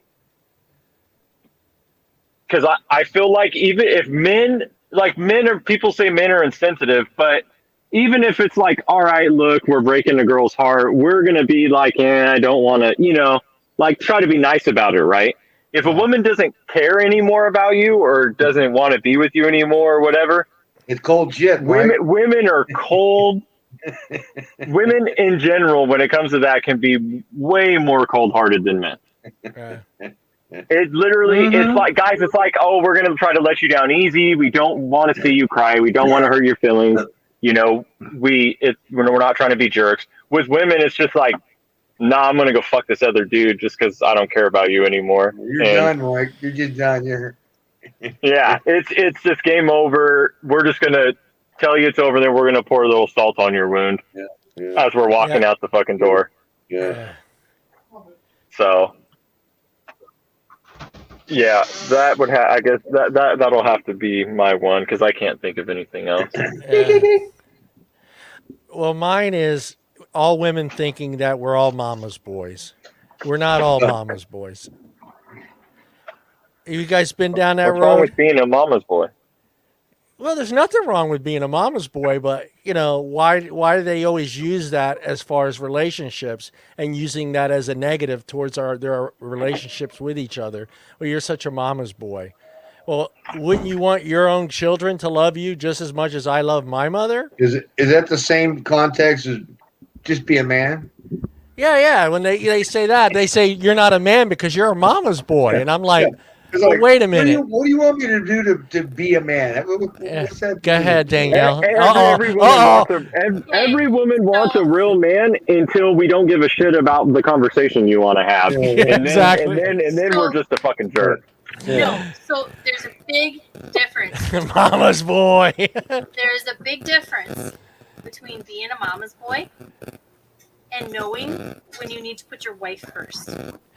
And I think that's not being a mama's boy. That's your husband, or not your husband directly. That's whoever you're with being a pussy. Why I'm not talking about Brian. That's what I'm saying. I was going to say, not you. I'm talking about in general, dude, not you. So, the definition. I love you, Brian. The definition of a mama's boy, okay, is when they gravitate towards their mother more than their father, right? Just like we're daddy's girls. Yeah, but the big differentiation for women is when it comes to clinging to your spouse and leaving your parents behind, because this is your other half. Stop pointing to Brian. I don't need, my husband is not a mama's boy because when push comes to shove, he's going to be by your side. Yeah. He's going to support me and he's going to be with me. I'm not saying that he needs to say, fuck you, mom, I'm out. what I'm saying is there are priorities that change when you get married or you're in a relationship. If you're dating a girl for a week, I'm not saying you need to forget about what your mama says. What I'm saying is when you marry somebody, they become your priority over your mother. Yep. But I didn't know that's what a mama's boy was. Like I didn't like in that sense. I've never heard of somebody like it's always just been like, oh, you're more way to say you're more sensitive, you're close with your mother. I didn't know it was like, oh, he chooses his mother. I didn't know that's exactly No, what that Yeah, a meant. mama's boy Yeah. would be someone that chooses his mom over, not all the but- time, Over his but wife. over his Mike, I wife. feel like So- I feel like nobody uses mama's boy in that term. I feel like they use a lot of other expletives and not mama's boy. So if you take into That's account what what I've heard. she just Hey, what she Mike. just Hey, said, Brian. Turn your mic down just a hair. Yes, I'm talking so loud, damn it. There you go. It's cracking. I can hear the cracking. There you go. Release the Kraken. how's that? Release the cracking. Is Yes. that better? Yes. Mama's boy. Continue. Okay. Anyways, so what she just said is basically that when push comes to shove with your spouse, that you're married, that your wife comes first before your mom. Okay. Yeah. Now, with that being said, and what she said earlier about 90% of our like mama's boys, well, if we're not taking into account of people who are married, then yes, in theory, all men are mama's boys. You know what I mean? Like, because 90% of men yeah, because they're not are married. closer So to their mother. right. So if you look at starting from birth. right. So if you look at Mike, Bruce, or whoever else is single, Hey, Danielle, be quiet. A man is speaking. that so like if you take into account like Mike, so like he's dating other girls, whatever, and like the girls are saying like he's a mama's boy because he puts his mom first before the girl he's been dating for 2-3 weeks or a month or whatever, but he's not married. Then yes, that would still be Mike could still be considered a mama's boy. Yeah. You know what I mean? Like in that sense that Yeah. you put out, yes, that's how Yeah. it came If out. you're talking finances and stuff that's going on in your house, stuff like that, you should always take your wife's consideration. Right. But if it's like all right, let's take for instance, say your mom says, okay, let's just say you and your wife are having an argument on the way you're raising your kids, and then your mom throws out an idea, and you tell her that maybe you should do that. Do you feel like you should get shit for that? Because you think it's a good That's idea? all in delivery. That's all in how you Well, say it. Because it's if you how say, you- "Oh, well, my mom said this," that's different. I mean, it depends. It depends also on if the Hey, advice is solicited. Becky's got what a mama's boy is by Google standard.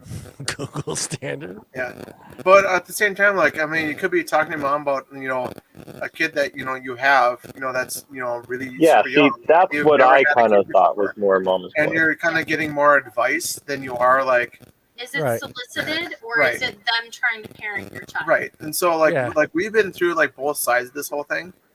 Yeah. So I mean, Yeah. so like I didn't talk to my folks for like 10 years, and because they took me to court for grandparents' rights for my daughter, so like I didn't 4 talk to days them. before our wedding. Yeah, so I didn't talk to him for like 10 And then years. his mom was like, I can't believe he married her. Yeah. So anyways, long story short, what happened was that I ended up not talking to my folks and stayed with my wife for those 10 years, and I've only been talking to my folks like recently because of other stuff that's happened and whatnot. But anyways, now they're kind of back. Well, to, I'm like, definitely not a mama's boy. yeah, right. So I mean, but at the beginning, that was kind of the mindset because I did get along with my mom at the time, and like we did talk a lot because like I wasn't able to talk to my dad like about those things, and that was like just the mindset of the parents at the time. At the beginning, it was kind of an unhealthy, dependent situation. And like I said, when push comes to shove, this is before we were even engaged, like by a few weeks. If he would have listened to his mom on every single piece of advice that she gave him, we would not have lived together. We would Right. not have bought I would not have bought a house and moved to a small town to be with him. He would not be married to me because she didn't like that I was the other woman at the time. Yeah. And now that she Yeah. knows we've been together for 12 years, I'm not going anywhere unless he stops, like See, that's on the floor. that's the biggest problem with parents, and that's where I think parents go wrong. Is parents, once you turn 18, and this is something my dad told me. He said once we turn 18, it goes from me being your authority to me just being a word of advice. Like I'm just supposed to help guide you. Like you come to me, I tell you what I think, and then you go do what you want to do. Like my parents, they're very Christian, so my parents have never agreed with me living with girls, and I've lived with girls. They don't say anything. Once I make that decision, it is what it is, and they're not going to go into it. This is a Tattoos, they were never into that. I got plenty of tattoos. It's just they just give me their advice, what they think about a situation, and then they let me make my decision how I want. Yeah. That's all they're supposed to be once you turn 18. Once you're an adult. and Well, the and biggest part of being an difference- adult is making your own decisions, being responsible for your own decisions. So. And the biggest decision, I think, like when it comes to him and like our marriage and our relationship and everything, he wasn't financially independent from his parents. So his parents owned his cell phone, his vehicle. All of his bills were still being sent to his parents' house. When we had this falling out, we had to change the titles. We had to go through and refinance things to make sure they were in his name, because that was part of the thing. If you ever made them mad, they were going to pull the rug right out from underneath it. Yeah. So we had to think a couple of steps ahead of time. And I mean, that was 8 years that we lost and, can't get back because of, his mom hearing a rumor and thinking it was true. And then his, baby mama perpetuating lies for the last 8 years. Right. Yeah. So, I mean, it was time to cut the cord. He knew it was time to cut the cord. He was trying to cut the cord, but it was really difficult because we had that relationship. We lived in a small town a few blocks from them. So the cord needed to be cut. It just didn't need to be cut that way. Yeah. Well, you got lucky. I mean, you got the trophy husband, so. Yeah, Exactly. Participate in the word. I got your back, Brian. Got your back. Yeah, now let's get where the duck will be. Go ahead, right? Morgan. Yeah, Morgan. well, yeah, like, Go ahead, Morgan. but like my whole experience with that too was that and I think I'd only known Corey maybe this was maybe about like 2 years into our relationship, maybe like a little bit more, but his mom did not like the fact that I was getting piercings, and and his mom and I we had a pretty good relationship. We things were fine, and then the day I got my septum pierced, and we had gone over there because they had a football party going on. His mom would say things to me in private. Of course, nobody else was around, about just the fact of what she thought it looked like. The age old thing of saying, oh, it reminds me of what the cows have, and stuff like that. At least he said it to you in private. Well, I wish she would have said it at least in front of either Corey's dad or Corey himself, because At least you have proof. Yeah. would have ended that right then and there. She was sneaky then. She's a sneaky Right, one. Yeah. right. And so these things kind of kept going on as I was acquiring more piercings.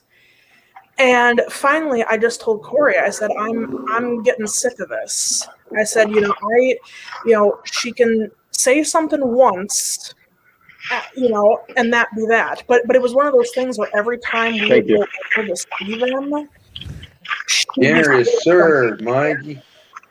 so it's like, Huh? Mikey's got dinner. Yeah.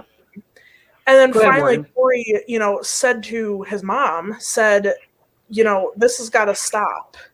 You cannot constantly make comments towards her every single time we come over there. Yeah. And his mom didn't, was all offended that, because she thought I was being too sensitive and overreacting. You're such a girl, Morgan.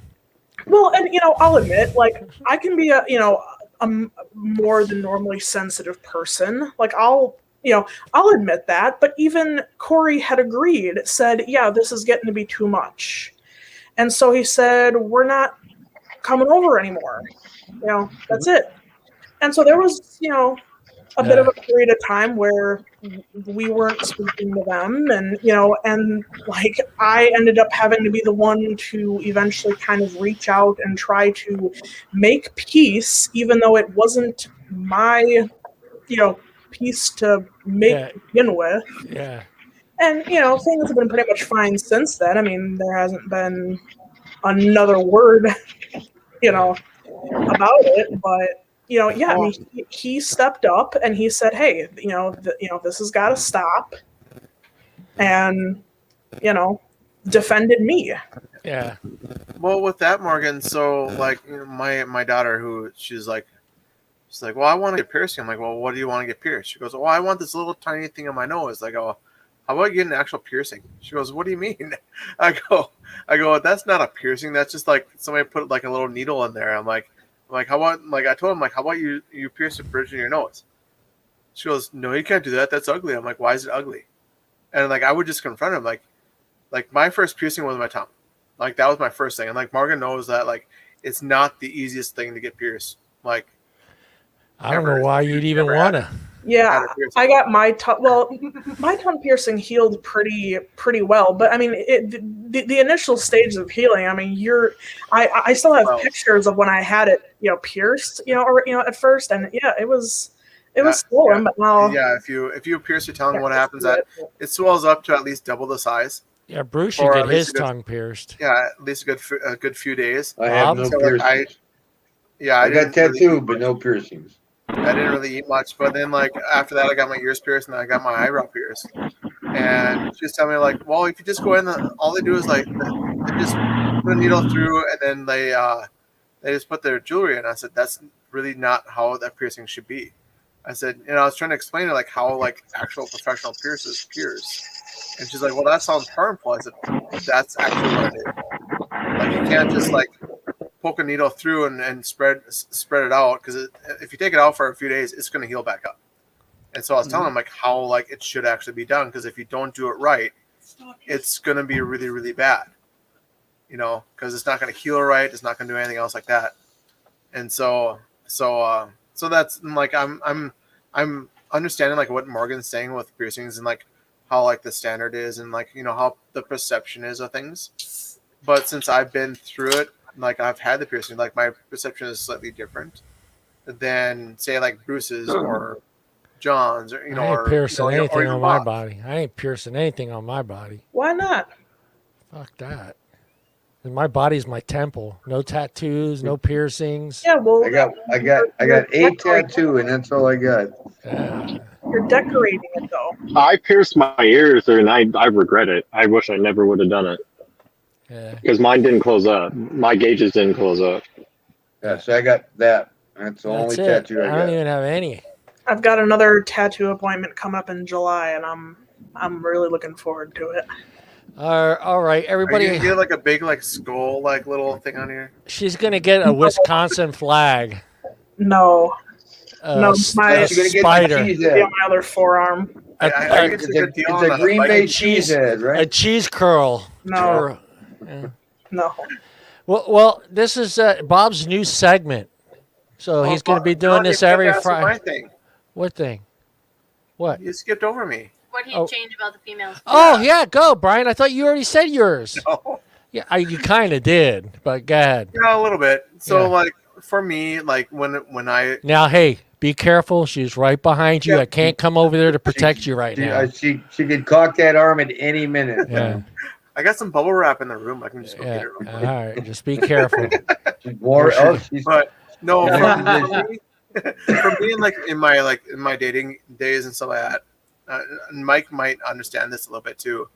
Is the one thing that really John dates, Brian. No, I was talking about Mike. Oh, okay, go ahead. Talking about young dating. Yeah. Oh, okay. Because Mike probably understand this a bit better. The mentality from some females of that they would always like they would always like date like like the bad guys, and they would always have this feeling of like, oh, I can fix him. And to me, Oh, that yeah. was always really annoying. Oh, good one, Brian. Good one. No, that applies to even older women. To fix you. I'm going to fix you. Good one, Brian. Mm-hmm. Brian gets A+. A+ tonight. That's the See, mentality but that I don't like. that 'cause you're- mentality. That mentality got me laid without having to commit a lot of times. Because I would just tell him straight up, look, like dude, my line always was, look, it's not that it's not that I don't want to date you. I'm just not that guy for any girl right now. So if you want, you can leave. If not, we can stay. And they would think, oh, he'll give in, or eventually I can change him or whatever, and I can His break boy down his needs- walls Hey, and all Mike- that. And it was Mike- like, Fix- nah, Mike- there ain't Mike- no walls to break down, sweetheart. And Mike- if they are, that's a fucking really big wall you ain't getting around. So Mike what just are you says, saying? hold on. Mike just says, I'm fucking broken. Deal with it. So Oh Mike's yeah, basically no, I told saying, girls that too. I'm broke and Yeah, I ain't so- getting fixed. so what Mike's actually doing, he's actually playing into that whole like, I can fix him thing, and so they will actually sleep with him, thinking that they're still going to try to fix him, and they're actually not able to fix him. Yeah. Oh yeah, but that's not my fault though, because I was honest. I know. Yeah, I know. exactly. I'm That just is saying that's how exactly. the story goes. That's exactly. You are the right. guy that women are trying to fix, and it's just not working. And they don't realize it's just not. Yeah. Yeah, it ain't gonna happen. Winks. Yeah, I know what you were writing there. No, I had to edit the comment, but stupid autocorrect. Autocorrect. Yeah. Autocorrect. Okay. Yeah, But Brian, you I've, hit it. You hit the nail right on the head. That's No, one thing I wish I could change in women. No, for me, like when like I would like try to like date somebody or whatever, it was more of like they were always like interested in somebody else and like, yeah, he's a terrible guy, but I can fix him, and like, but you're a nice guy, and like maybe I'll talk to you later type thing. Like that was like where I was at all times. Yeah. The friend zone, Yep. or the Right. the maybe zone. Yep. Yeah. I don't like the friend zone. It can be No, fun no, no. Here's what sometimes. the friend zone is. All right. It- Here's it what the can be friend fun. zone is. All right.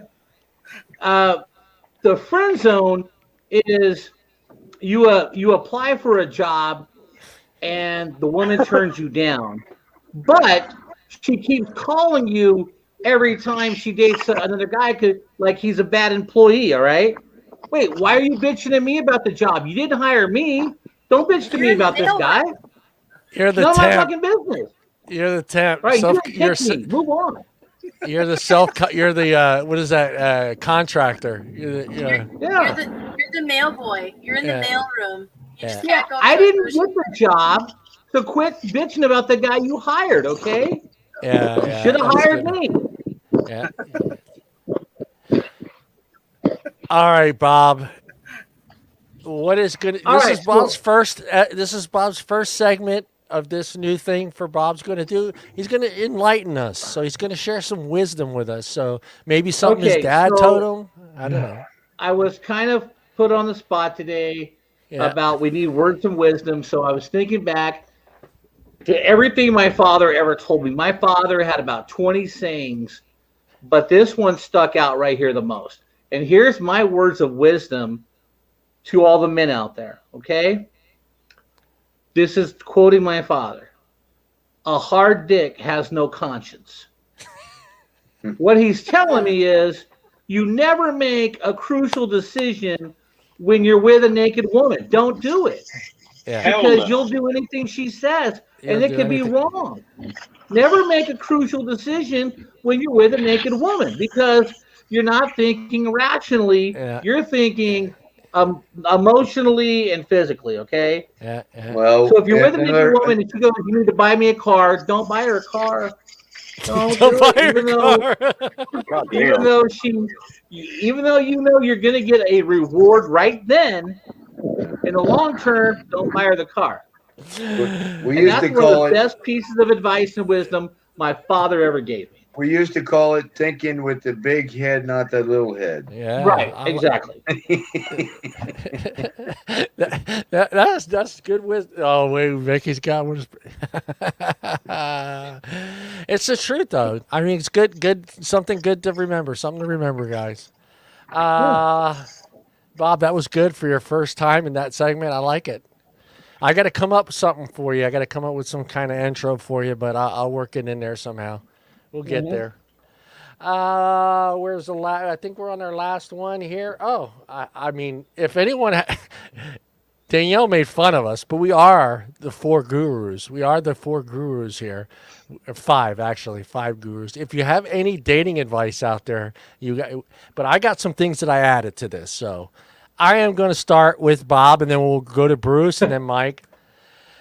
So dating advice, if you have any out there, throw it in the chat. If not, I'm going to throw some out there. How do you go about asking a girl out?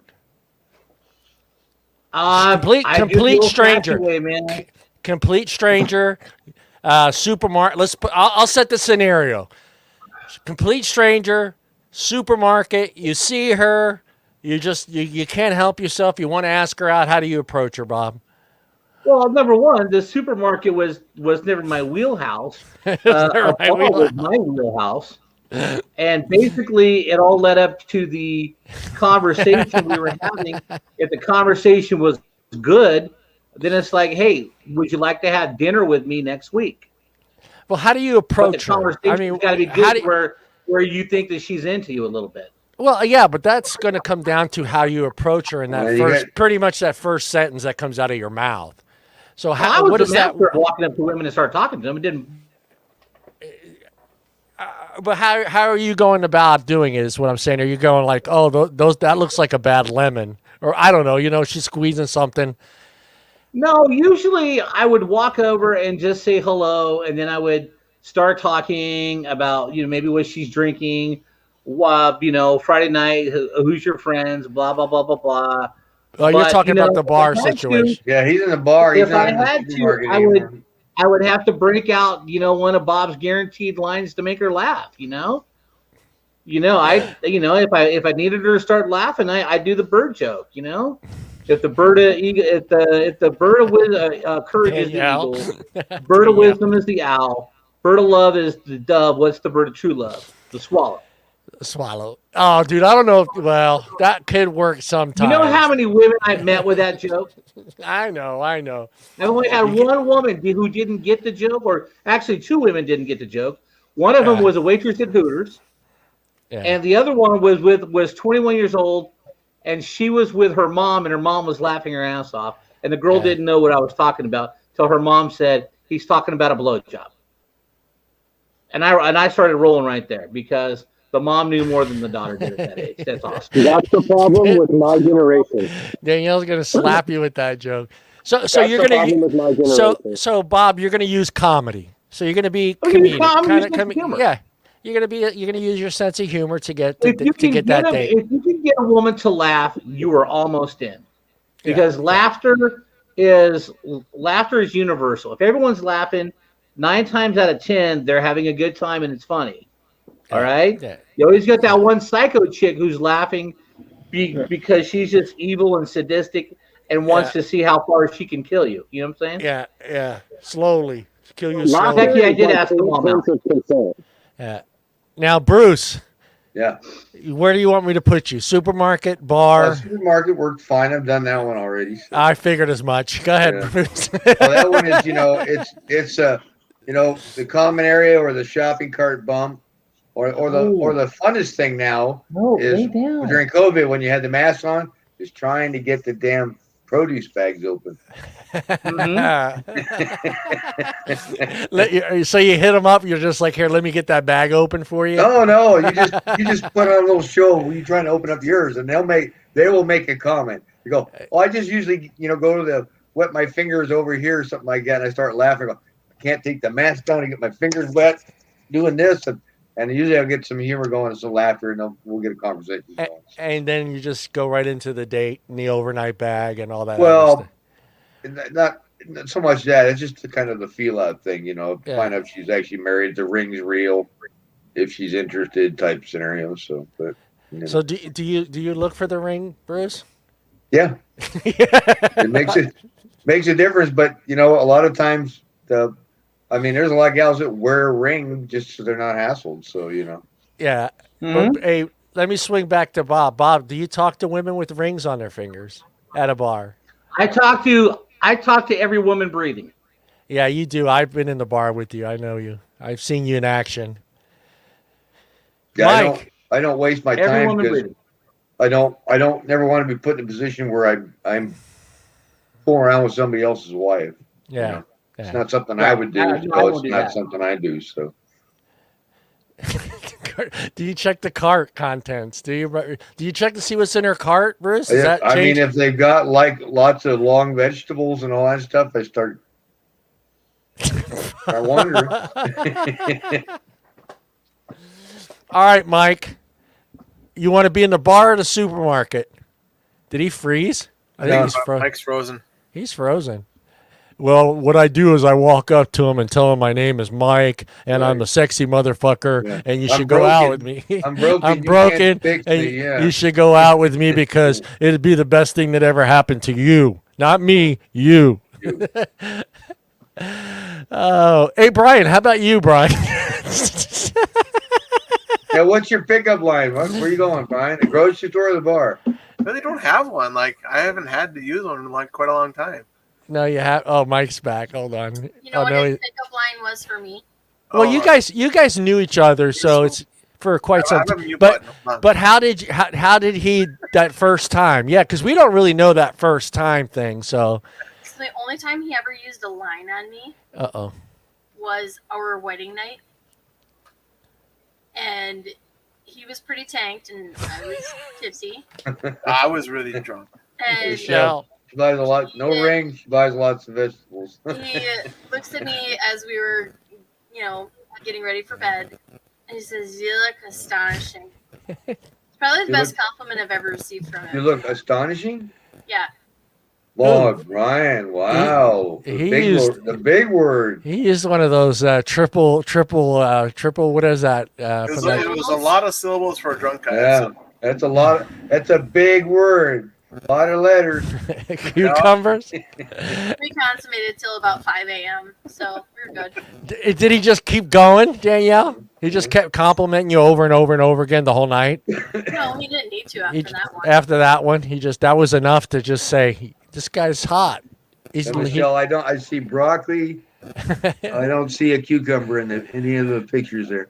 What do you guys look for in a grocery cart? Well, what do I look for in a grocery cart? Because there's certain things that you buy when you're a couple that you buy when you're single. So I look to see what's in the cart. So that's one of the things I look for. I don't know about Well, you look whether it looks like single serving stuff in the cart or if she's buying for the family. Right. Yeah. And then, of course, the obvious thing, you always look for baby food and stuff like that. Diapers in the cart. Yeah.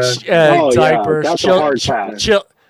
Children's cereal. Like if I see a grown woman with a box of Fruity Cocoa Pebbles or keep walking. I'm starting to wonder a little bit. Yeah. Yeah. Or like 3.5 gallons of milk. Yeah.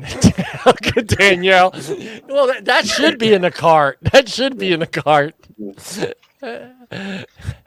I mean, if that stuff like that. Well, it's not that I don't want to date those people because they are buying 4 kids, but in my mind, I'm thinking they're married. I'm not saying because they have kids. I don't want to. Mikey's only one kid though, so yeah. Mike's one kid and all. So Mike. You want to be put in the bar situation or did he freeze again? Every time I go to him, he freezes. Yeah, like I said before, John, I am a god.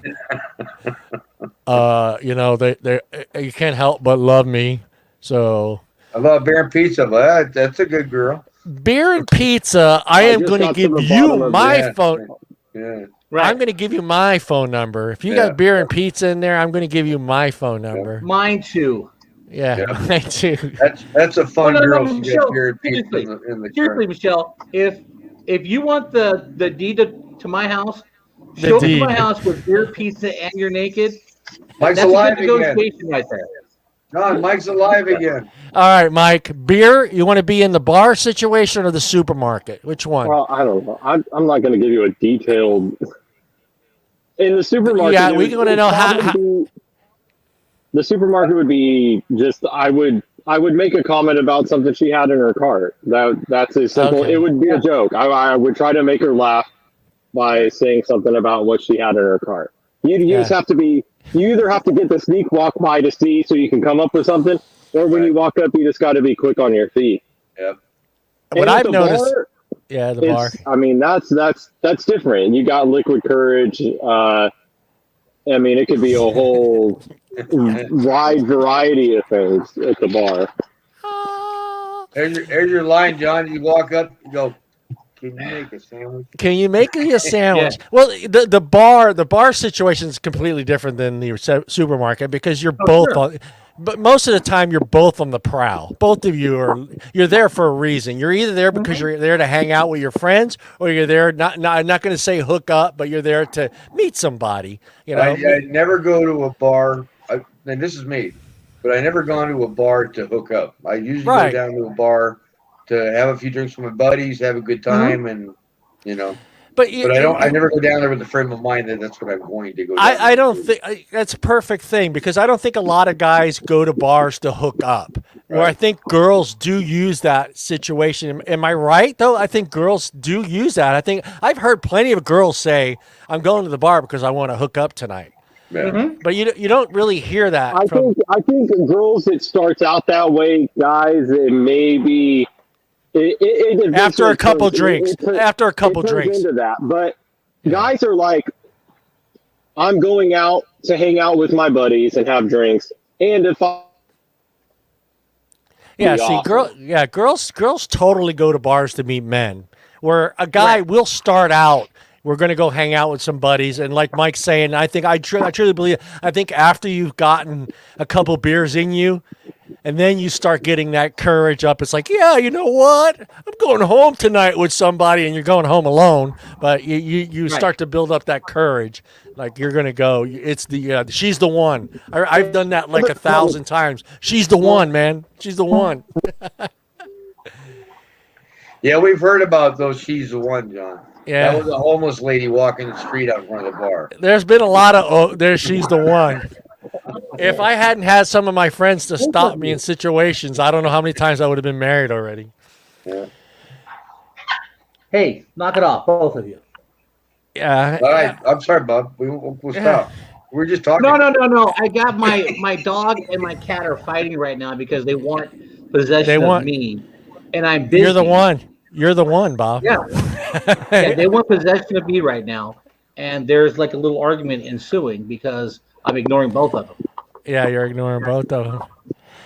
Yeah, I mean, in the supermarket for me, I do the same thing. I make them laugh. And usually it's a lot of times it's just, she'll ask me a question. And it's obvious a lot of times the type of questions that are being asked to me are kind of silly. It's just like, okay, if you just wanted to talk to me, just talk to me. Don't ask me some silly question that I know like, oh, how do you cook this fettuccine? Just because I'm in the pasta aisle holding pasta in my hand, I'm not going to, You're supposed to play along. I play along with it. Romance. I play along with it. Go ahead, Danielle. The biggest problem is, John, is like my generation of women has like killed like that whole small talk. Just walk up. Yeah. The whole small talk and just walk up to me and like women in your generation. I like tell me if I'm wrong, Bob and Bruce and John. In your guys' generation, like women respected the fact, even if they didn't if they weren't thinking about talking to you or they weren't going to give you your number, they just respected the fact that you had the balls to walk up and try. Yeah. Oh yeah. Now women in my age and younger, they feel like, who am I? I'm inconveniencing them. Like, why are you coming up and talking to me? If they don't like me. Now, if they think I'm hot and they're single and they're looking, or even if they're not, whatever, then they're okay with it. But if they're not interested, it's immediately, for most, like, why are you talking to me? I don't know you like that. They go I don't even know you. They go to attack. Oh yeah. 1000%. I think it's an age thing because I know when I was in my 20s, we'd go to like the Black Angus or we'd go to the Pavilion, and you always had those plastic fake looking Barbie bitches that if you would Damn. go to ask them to dance, they're like, with you? Oh my God, no. But you have that in every generation. The problem is it's a more of an age thing because I mean, trust me, I had that going on when I was young too. You try to go talk to them, and they're like, you're clearly wasting my time because you're blocking my view of the guy I want. Okay, fine. Yeah. I'll get the hell I out. think it also Problem is, the comes guy down to you want social media. isn't coming over here to talk to you. It comes down to social media though, because in like our generation, when we were younger, you didn't have things like Tinder, Facebook, MySpace, whatever. And then, when we got to the age where we were sexually active, then you have MySpace and you have, random people friending you, and then you find out, oh, they just want to get you in bed and you're not ready for that. And so I think that it kind of like jades women towards like the guy actually coming up into a bar and like flattering you by actually asking you something like that. Yeah. And I think it really comes down to generational communication issue too, because women my age that are still single, they use those internet mediums like Plenty of Fish or Tinder or whatever to meet guys and screen guys or whatever. So when a guy comes up to them in the bar, they have their walls up like freaking Fort Knox because they don't know how to handle that situation like your generation does. Your generation is used to that. You've been exposed to that. Yeah. I mean, me, I'm a married woman. If I were in a bar with or without my ring, doesn't matter. If I had a guy come up and like ask me to dance and was like flirting with me or whatever, I would be like, I would appreciate it just for the simple fact that it makes me feel like I'm still appealing to the opposite sex, even though I am married, I am taken, and I would, tell him like, that's really, really sweet, but I'm a married woman. If you still want to dance, I'll absolutely dance with you, but it's, it's going to end there. You do it nicely, politely. Yeah. Right. You don't make them feel like shit. I'm a polite bitch. Yeah. It's just the way I am. I Okay, think there's a so difference between having, being a woman with your wall up like Fort Knox and being a frigid bitch versus, being polite and having humanity for a man that actually got the balls to come up and ask you to dance or got the balls to actually come up and ask you, hey, can I buy you a drink? Like, I think that it comes down to a lot of insecurity with women because we are inherently insecure. Oh yeah, I mean, and you can only get to like you say,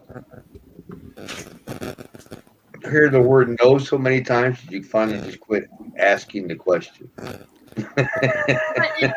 mean, that's but like, thing is you have to build resilience, and I think my generation kind of fails on that whole resilience thing. Yeah. I'm right in between the whole Gen X thing because I was brought up with a work ethic and to work hard for what I have, so I have that Midwestern like work ethic. But so many people put me in with the millennials because of my actual age, not my maturity level. So I have to like cross that border back and forth and kind of help them understand that, I'm not some ditzy dependent girl just because I'm a millennial. And so having the compassion and the humanity for men, women, whatever, that's just really what it comes down to in our society is having humanity for another person, regardless of their age. Well, if I was at a bar and I saw you and I asked you to dance and you were real polite and said, look, I'm married, I'd say, that's okay. Do you want to dance anyway? Because I'm not going to harass you and say, come home with me and all this other stuff. I can respect the get fact out that a there and woman's start married. breakdancing and shit, man. Yeah, Bob's I mean, But the moment I've that got- you grab my ass, I'm walking off the floor, but... I would not do that. Well, I know. That's the Yeah, whole but thing. I'm they just don't saying, know that because I mean I've seen guys that are very, very forceful, Yes. and just don't really seem to take no or understand. right. Yeah, no. we've hung trust out me. with hung out with a couple of those. Yeah. But I could take no for an answer. I've literally like for me I was dating and married for over 20 years. So when I got divorced, it was all new to me going out to a nightclub. So I went out to the first time I went out. Joey took me to, of all places, Bob, speakeasies for the first time I ever go out. Yeah, Horrible. I'm like, Horrible. did you just take Just me to fucking die. Slut? He took me to Slutville. Pretty much Slutville is where I went. And I'm sitting there, and I watched this one girl have literally, I'm not kidding you, at least 25 guys in that bar asked her to dance. She turned down every single one of them. And she was sitting there. Actually, you could see because she kept staring at this guy. And she's waiting for this guy to get the balls to stand up to go dance with her. And this guy, you can see this guy didn't want nothing to do with her. But she literally turned 25 guys down. And she just kept staring. And I'm just like thinking to myself, how is that fun for you? You have 25 guys that have asked you to dance. Who Were you knows? one of the 25, John? No. If I wasn't gonna at that for my first time out. I was just trying to soak it in because that was literally all new to me. I'm just looking around like this is what I. Well, basically, it was culture shock when I became single. yeah. It's way different out there, and part of it too is because of the online thing, right? Where it didn't exist when I dated. Well, And then to go from 30-something years of marriage to this whole online dating thing and the whole the no conversation in the bar because nobody else had to have a conversation in the bar. And it's like, I mean, it was like total different world from. Oh yeah, I mean, I wasn't even online at that time, so I didn't even know any of that shit. I was too busy working my ass off to be online, so I didn't know what the fucking internet was. I knew we had internet, but I didn't pay attention to it. I just figured that was something. So for me, I'm sitting around, I'm looking at this situation about an hour in, and I'm thinking to myself, is this my fucking life? This is what I got to do here the rest of my life, every Friday and Saturday night, be hanging out at these slutty fucking bars, you know? And I just like thinking to myself, no one's dancing. There's literally no one dancing, but maybe two or three actual like couples that actually came in together. You know what I mean? But everybody else that didn't come in or came in their little groups basically just stood around drinking the whole time and just going back and forth, getting told no from each other. And I was like sitting there thinking to myself, this is fucking ridiculous, man. This group over here, no. That group goes over here, no. That group is over here, no. I'm not interested. So I was just like, okay, I can't do this. Go ahead, Danielle. So I kind of want to go back to the grocery store scenario for a second. Yeah. If you guys are at the grocery store and you see a female, regardless of what's in her cart or whatever. Yeah. And maybe prior to COVID, this was a little bit easier, but yeah, go prior COVID. If a female is wearing makeup versus not wearing makeup in the grocery store, does that change your ability, confidence level, or whether or not you talk to them? I still talk to them. I don't care if she's wearing. Yeah, I don't care if she's wearing makeup or not. Well, and that's why I don't think that really matters too much. I like them in yoga pants. Yoga pants. Well, lately, that's pretty much what a lot of them are wearing. They look like they come right from the gym to the grocery store, or they're going from the grocery store to the gym. Yoga pants. I'm not sure. Yeah, yoga pants are our friends now. Yeah. Yoga pants are. The biggest they got the midriff top on, the yoga pants on, and the sports shoes. I'm thinking to myself, is she going to the gym or coming back from Danielle, I have to look at it this way as a single guy, and I don't know if Mike and Bruce does the same thing, but a woman actually goes through a process before she ever goes out anywhere, whether it's the supermarket, the doctor's office, to their in-laws, whatever. They're always planning out what they're going to wear, how they're going to look. So for me, majority of the time, I'm thinking, I'm not going to put a number on it. I was going to say 80%, but it's probably somewhere right around there. That woman's already put on makeup. She's done her thing because she knows she's going to the supermarket. You see what I'm kind of going? Yeah. Am I right? I mean, you guys don't just go. Very seldom you guys just go, I got to go to the supermarket and just go. No, I do that all the time. But my thing is that COVID changed that. Since COVID, I don't get up and put my makeup on before I go to work. Well, you guys had everybody get hide behind the mask. So. Right. Yeah. And I work from home, so I have zero reason to put my face on. It's not like I'm going to put my face on before I go to the grocery store. Screw that. I'm just going to go to the grocery store. Yeah. But my thought was that I think it is so taboo in society nowadays for women and young girls to think that they have to have a full face of makeup before they go somewhere. And they end up looking like drag queens because they're so thinking that, well, I have to wear makeup if I'm going to attract a man. And I think that is a complete opposite of what men actually want. I feel like men would much rather see natural beauty instead of approaching a woman that looks like a freaking drag queen. Yeah. Oh, Oh yeah, yeah, I mean, that's why we've Yes. always said. I'll be right back. Bathroom break. Let me take this one. We have always said, and it irritates me to no end that women always say we're putting on our makeup and we're dressing up for you. ourselves or whatever, and it's Yeah. like No. let's stop with the bullshit. Yeah. You're trying to attract men. Yeah. Even if it's for other people. You were getting dressed up for other people. You're spending hours for other people. You're not spending 2 hours, 3 hours getting ready for yourself. Fuck no, you're not. And we don't care. Most men, especially if we're not going out somewhere. If you're just going to the grocery store, I would much rather you not have makeup on. Don't care. Less is. Right. I've always said less is Less more. is more. Yep.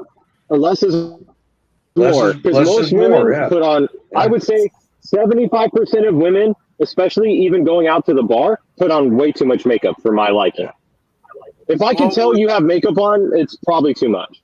So Mike, on kind of piggybacking what you're saying is that what you're taking into account is that it's those single women who are actually trying to find somebody versus somebody who is just naturally just going out. So there's actually a difference there. So like with like, let's say like Zoom meetings or whatnot, what have you, like sometimes you don't like put on like full makeup. You'll just like do a quick touch up and just off you go. Like, and that's fine too. You know what I mean? That's like, different. That's right, different. absolutely. But it's still putting on makeup is still like making yourself look slightly different. Yeah, Not like yeah, it does slightly, but they're Right. just making themselves presentable, but they're doing that for them because Right, absolutely. they don't I agree. because they feel like I need to touch this up a little bit or just do a little bit here.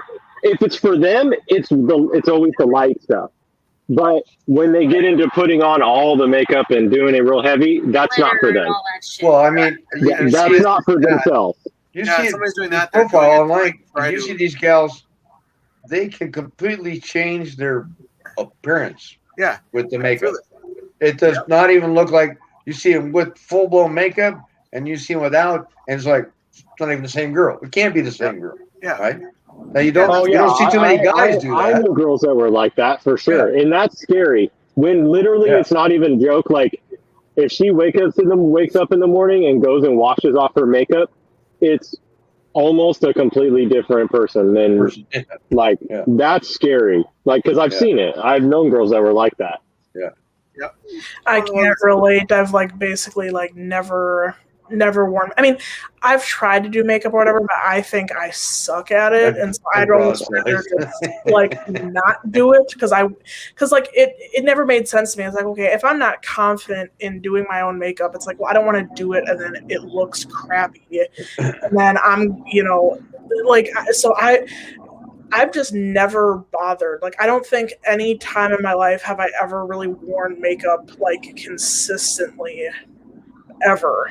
I just don't even think I'm good at it. More women should take your approach, Morgan. Right. And I think it comes down to like what 1000%. Mike was Because saying. there's a lot of women that look now more naturally beautiful without makeup. Oh yeah. Yes. Wait.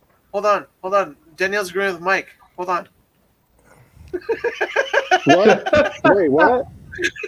Hold on. Danielle was agreeing with Mike. Pulling up. Daniel agreed with Mike. Oh no! Yeah. So Is it the 25th or the 26th? 25th. Are you putting on the calendar? It's the 25th of June, 2021. Right? 9:19 p.m. Pacific time. Mark this Hell day down. yeah. No, so I think to Mike's point, it really depends on how they do their makeup. Because if you have a woman that naturally accentuates her features using Right. makeup, that's one Yeah. thing. If you Yeah. have a woman that changes her appearance, or Total looks like look a appearance, yeah. drag queen, totally different. Yeah. So like when I put my makeup on, it's natural. I do it to, cover things or even out tones, blah, blah, blah. I don't do it to make myself look like a freaking drag queen and have blue eyeshadow up to my eyebrows. That's not me. I know that it is some women. And so that kind of makes me think of the next question. If you go into a bar And have you ever picked up the same woman twice because her makeup was so different? She looked totally different. Oh. Oh no, that's a you got to be like No, you got to be a little drunk for all you that. might have been really drunk the other time, but Yeah. I mean, I've forgotten different. their names. I'm pretty bad about names. Oh, for That's the sure, thing I get definitely done fucked that. with. Yeah. But It's if, you it's see only her on a happened to Monday me night, twice. all natural, and then you go in on a Friday night and you like try to pick up the same girl, and she looks like drag queen style. You can't change it that much, I don't think. Well, I think No, too. not usually. I think the makeup thing. I think is kind of really taken off though now. Though I mean, they have all these YouTube channels. That's some of the biggest YouTube channels is just makeup art. People just teaching women how to, or whoever, could be a man too, I guess, but put on makeup. I still suck at it. It's Well, then so. the online stuff, they're touching up all their photos, so it's like The only thing I don't like, I'll be honest, okay, I don't know if I'm going to piss off a lot of fucking women, but the fake eyebrow thing, Yes. I don't get the painted that. eyebrow. That's Wait, scary. the fake eyebrow or the fake eyelashes? The fake No, eyebrow. The That's eyebrows. Oh, like when painted they on eyebrows pencil it go on? like up like this. It's like Oh no, that's no. That's scary when you wake up to that and it's gone and it's not there anymore and it's just like I got to put it back on every day. I mean, it's extremely simple. If most women would do their makeup like all they were doing was going to the grocery store, that would benefit 75% of women. If they would just do their makeup like that. Accentuate their eyebrows by coloring them in or filling them in to make them look more even or whatever. But yeah, when you have eyebrows where it literally looks like you shaved your eyebrows and you just painted new ones on. Yeah. That's disgusting. That's wild. That's scary. Nobody wants to see that. Now, I guess someone told me that there's actually some girls that have those tattooed on. Is that true?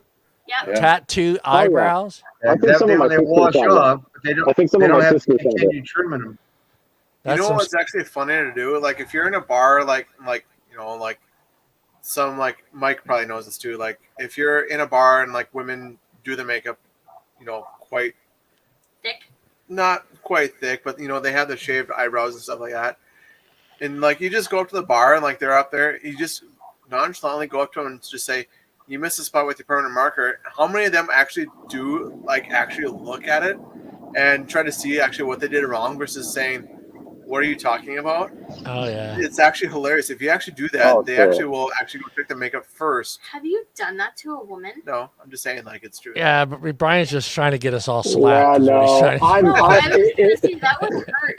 I'm out at the bar, I'm not trying to get in a fight with some chick because she's gonna throw her drink on me or she's gonna hit me and I can't hit you back, and that's not a situation I want to be in.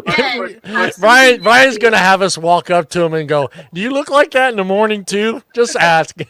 but my main point is that they know that they're doing completely different stuff. They're being eccentric with their makeup. Right. And so they're not taking that more offensively. They're more taking it oh, did I really screw up my makeup type of thing. Yeah. I was looking at you are you gay? Only a gay man would notice that. All right, Danielle, you're going to work. Hit me with the 5 products that you're putting on your face. On my face? Okay. Yeah, because that's what. Really? No, but that's what it is. I just want to just get a general idea of how many products are actually going on your face. You think about it. Varies between every woman. Mascara, it does depend. Eyeliner. That's it. How about you, Morgan? You're going out. It's your wedding. She already said she's not. Oh, I was gonna say she already said she doesn't wear makeup. Now, wedding? Yeah, say you're going to a wedding or you're going to a party. You're getting dressed up to go somewhere. Well, nice. Okay, so I mean, if I'm gonna go out to go to somebody's wedding or go to a nice dinner. I mean, I'll do mascara. I'll do try to put on kind of a light foundation without it looking all like Yeah. weird. I mean, again, like I can't really, like I said, like I'm not good at doing my own makeup. So a lot of the times I just don't even bother. Like I'll kind of just put on like moisturizer and just that's pretty much it for me. Like most of the time, I don't do any. I'll like shape it up like my eyebrows. And Nothing crazy, but I just. so I how just about how about when you go? Say you're going somewhere really nice, Danielle. You're going out to a fancy dinner. So you said 5 total. So it's different if I'm going, like if I'm just going to work. It's chill. I'm just gonna do my eyes and maybe put some powder on top if I'm shiny. But if I'm going out somewhere, I'll do. I'm gonna count them. I'll do foundation, concealer, mascara, eyeshadow, eyeliner, highlighter, bronzer, sometimes blush, and maybe finishing powder on top. So 9 things. 9 things. That's insane. Can you imagine us guys? And women wonder why they always have They're late. Their facial skin is worse than ours than men. No, and mine takes 5 minutes to do all of that. To do all that takes you 5 minutes. Yeah. I just can you imagine that, guys? Brian, can you imagine putting all that stuff on your face? The products John, nowadays, well, I they guess you. don't That's plug- right. You've never lived with a woman besides But the your, products, besides Trina, and she didn't do all that. use on our skin nowadays, they don't plug your pores like they used to. Yeah. The things that we have on the market now are targeted towards like sensitive skin or oily skin, combination skin. Like there's so many different things, so I don't break out from my makeup. Right. Right. It's hardly any. For those who don't know, like what type of skin they actually have, and like just like try to use random products that like they like them, Right. what they should be using, that can be a whole different story. And that shit's not cheap. All that shit you just named. Oh God, makeup is ridiculous. But it lasts for a long time because, like I said, I don't do that every day. Yeah. Yeah, because I didn't really kind of pay attention to it that much, but like at Rayleigh's where I go shopping, the pharmacy is right by the women's cosmetics, so the line starts down in that aisle. So I kind of looked over the other day and I was like, holy shit. I was like, are you fucking kidding me? John, that's nothing, John. You've never. Well, I'm just talking Rayleigh's. That's what I'm saying. It's got to be. There's better stuff than what's at Rayleigh's. And if Rayleigh's is that high, I can't imagine. You go into a Sephora or something like that where it's an actual makeup. No, not Macy's. An actual fucking makeup store. Yeah. Ulta, any of that bullshit, John.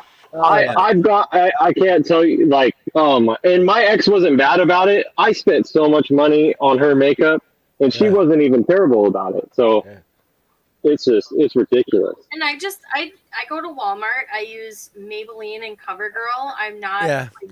Basics. Yeah. Elf has really affordable products, so I'll do like for my foundations and powders, I'll do Maybelline and CoverGirl. For like my mascara, my eyeliner, my eyeshadow, all that sort of stuff. For your palettes? Because it's super cheap and it lasts a long time. Yeah. Yeah, for someone who rarely does her makeup, like I'm not gonna spend like $60 on some foundation. That no.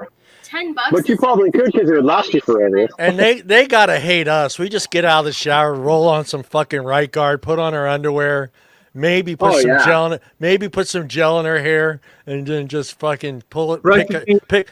Pick the shirt that's hanging on the door from 2 days ago on, and just go at it.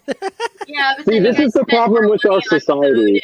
Freaking vape shit. So I was listening to a podcast, and they were talking about these girls were talking about how it's like what do you need a guy to have or do to be able to date him. And it was a podcast with 3 girls I was listening to, and they're all about my age, maybe actually probably a little bit younger than me, mid-20s. And they said one of the things was they want their guy to have some kind of skincare routine.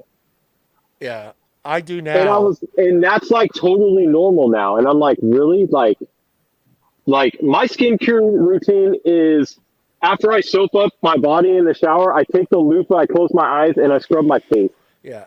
And that's my skincare routine. Yeah. I do now. I did when I was younger. I didn't start until I was in my 40s, and then now every time after I shave, I have always put some sort of lotion on my face and my under my eyelids and my forehead. I mean, I used to never do that before, but I just started. The wrinkles are just getting to me.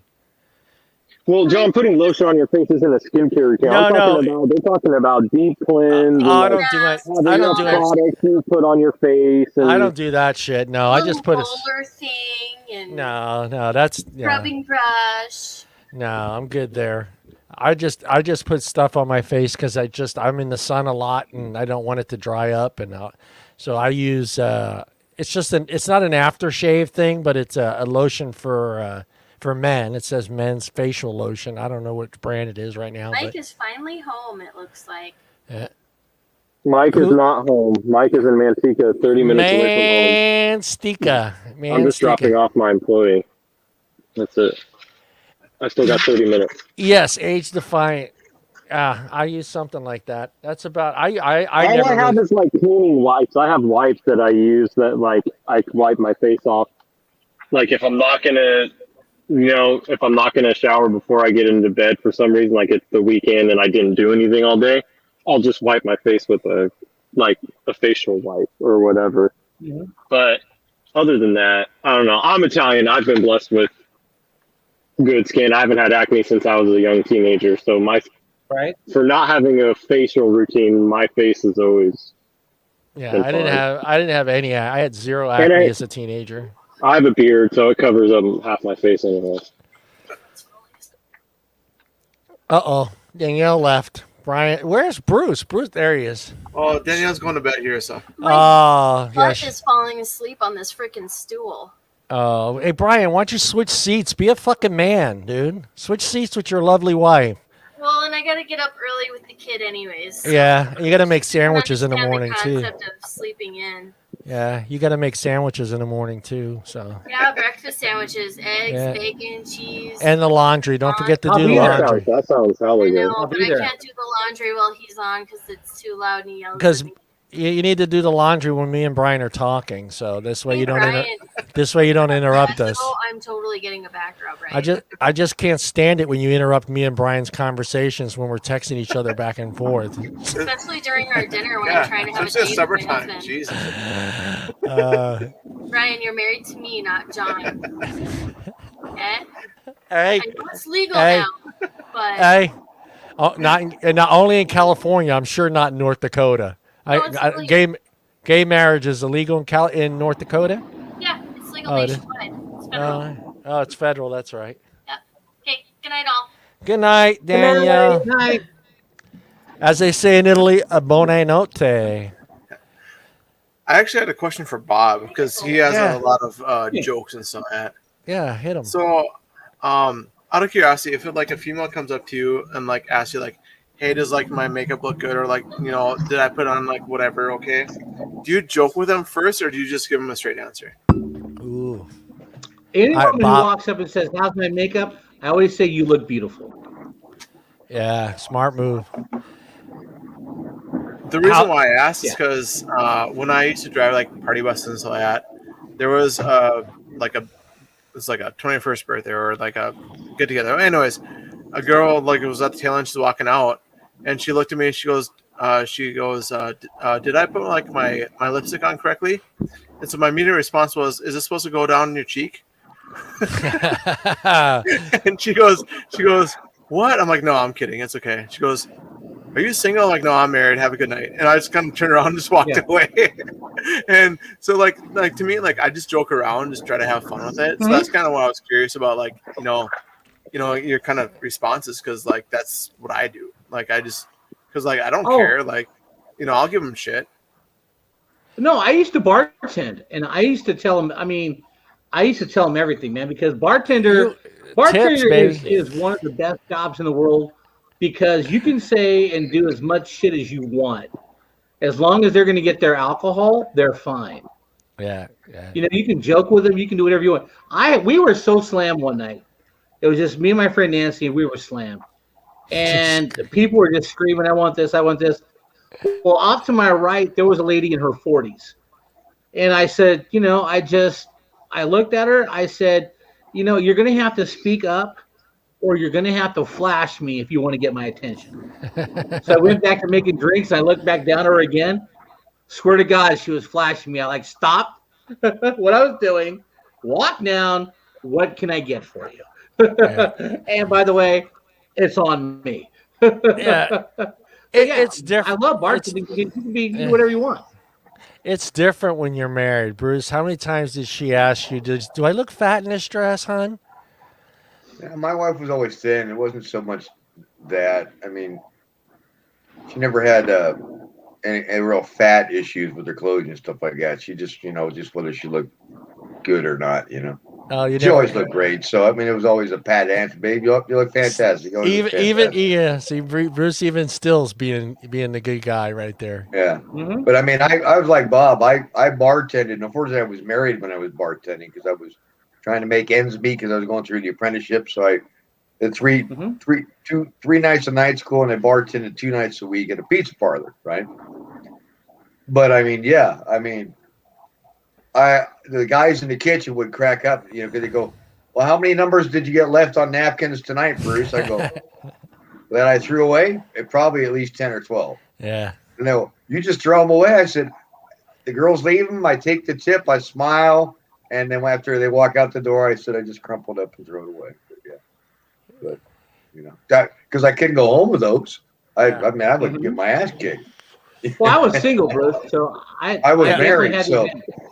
Yeah. Well, there's a weird Bob and Bruce and Mike and John, you guys probably all know this, but when you work at a place, you don't pick up your patrons, you don't pick up your clients or whatever. You appear to be single but never be available type thing. Yeah, is what it is. So you have fun with them. You make sure that they keep coming back because that's how you earn money. Oh, I used to get great tips. Yeah, you're the dangerous fruit, is what you are. Yeah, I mean,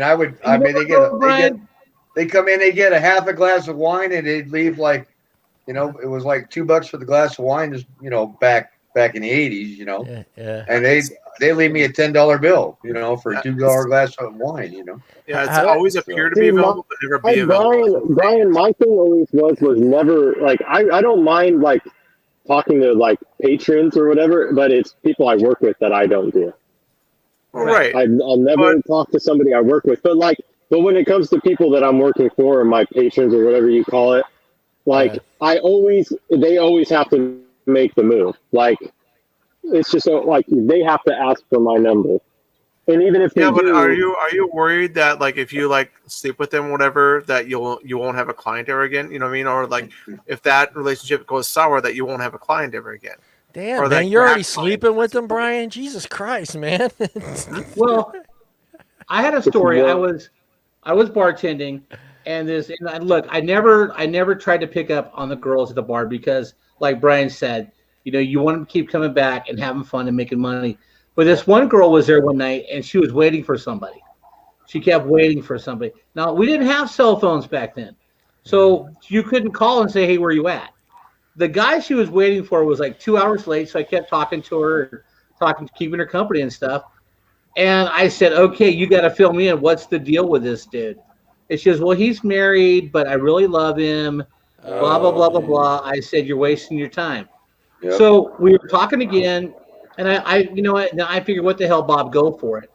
So I walked by, and I said, look, if you can't be with the man you love the man you're with. And I'm right here. I'm right here. Yeah, bar closed. Her and I went home. I love that line. I know why the guy didn't show up, because she was semi-psycho, but it was a one night, hit it and quit it and moved on. But I never even really tried to pick up patrons, because you're right. I feel like at a bar that's completely different. I feel like if I worked at a bar, I would be the same way. I don't think I would try to pick up girls at the bar, because those are for sure repeat customers that you're going to see on a regular basis. Yeah. And that's not something we had issues with that with us being guys that went to the same bar every weekend and sleeping with girls, and then we would have to be. I mean, it got to the point where we were in the 5 group of guys were in a bar, You can't and go to there those was places. 6 or 7 girls there. No, we were on our bullshit. We didn't care. We didn't care if the girl we fucked last week was sitting at the next table. We'd try to talk to the girl sitting at the table right next to her. We didn't care. Mhm. But it just was crazy because it was like there's 15 girls in here that one of us has slept with, and this shit's getting like it got to the point where it's ridiculous because we went to the same bar every week Mhm. for years, and it was just you get girls staring at you because it's like, they slept with you a month ago or 6 months ago, but you're over here picking up on another chick. So I could imagine that if I was a bartender, I wouldn't pick up on girls. I don't think I would. I mean, I would flirt to get a good tip, but I wouldn't try to Yeah. sleep with Yeah, I them or mean, get their number. I just flirted, and I had my wedding ring on. I mean, wasn't like I was trying to pull a fast one on. Are you really, Morgan? All right, Brian, tell us that story. Where'd he go? Don't go hiding, Brian. Your No, wife Brian, we said- want to hear the sober guy with the 2 girls. Yeah. I did use the restroom real quick. Oh, okay. Did you wash your hands? So one of my prior jobs was a new business in town. It's called Sober Guy, and they're no longer in business. But what it was they would call us, and then we would go to the bar, and then me and another guy would go in one car to the bar, and then I would get out, or the other person would get out, and drive you in your car back to your house. Like that was our job. Okay. Oh, yeah. And so like I was there for a few years. Like it was a fun job. It wasn't like, a career, but it was a fun job. Okay. You got all sorts of different people. But what happened that night was there was one guy who me and him would always drive customers because we just got along with people and would have fun and whatnot and get some decent tips out of it. The one night that he wasn't driving, he just didn't want to, I guess. Well, we ended up picking up, going to this one bar, and this guy came out, and these 2 attractive girls came out. And I asked him, I said, hey, what's going on? I'm like, where's your car at and all that stuff? He goes, no, I'm just going to pay for the ride. You just bring them home. I said, okay, well, where are we going? He's like, oh, they'll tell you. I said, okay.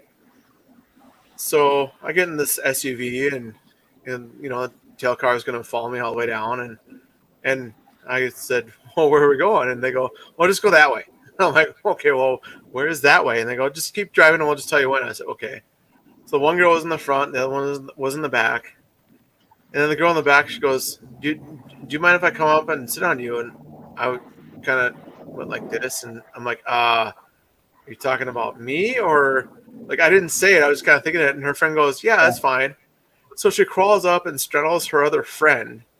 And they start like making out, and like clothes start coming off and all that stuff. And I'm kind of like, Directions. So, I need directions. where are we going?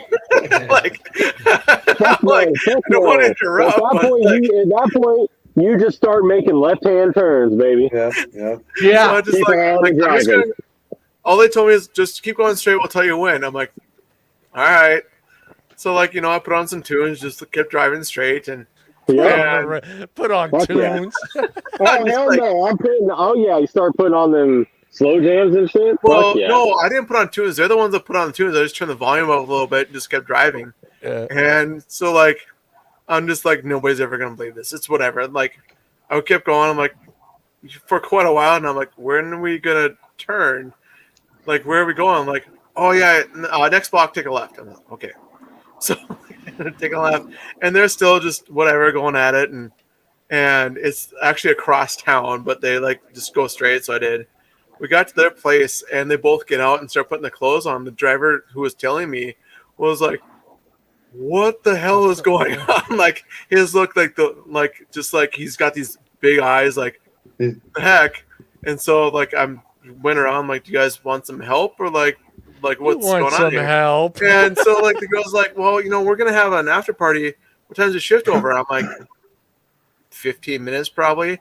They go, well, if you want to come inside and come hang out with us for the night. And I'm like, I don't have my car there or nothing, so I'm like, I'm pretty sure we got another run after this. So unfortunately, like I can't like go in and say hi or whatever.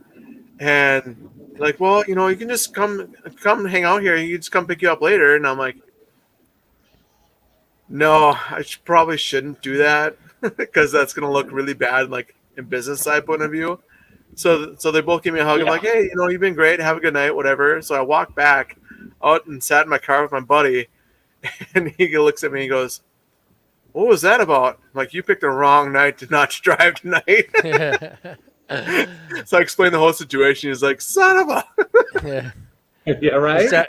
It's that George Costanza scene from Seinfeld when she asks George if he wants to come up for a cup of coffee, and it's like 1 a.m. in the morning, and George goes, no, I don't want no coffee. I'm going home, going straight to bed. And then he takes off and drops her off, and he goes, God damn it.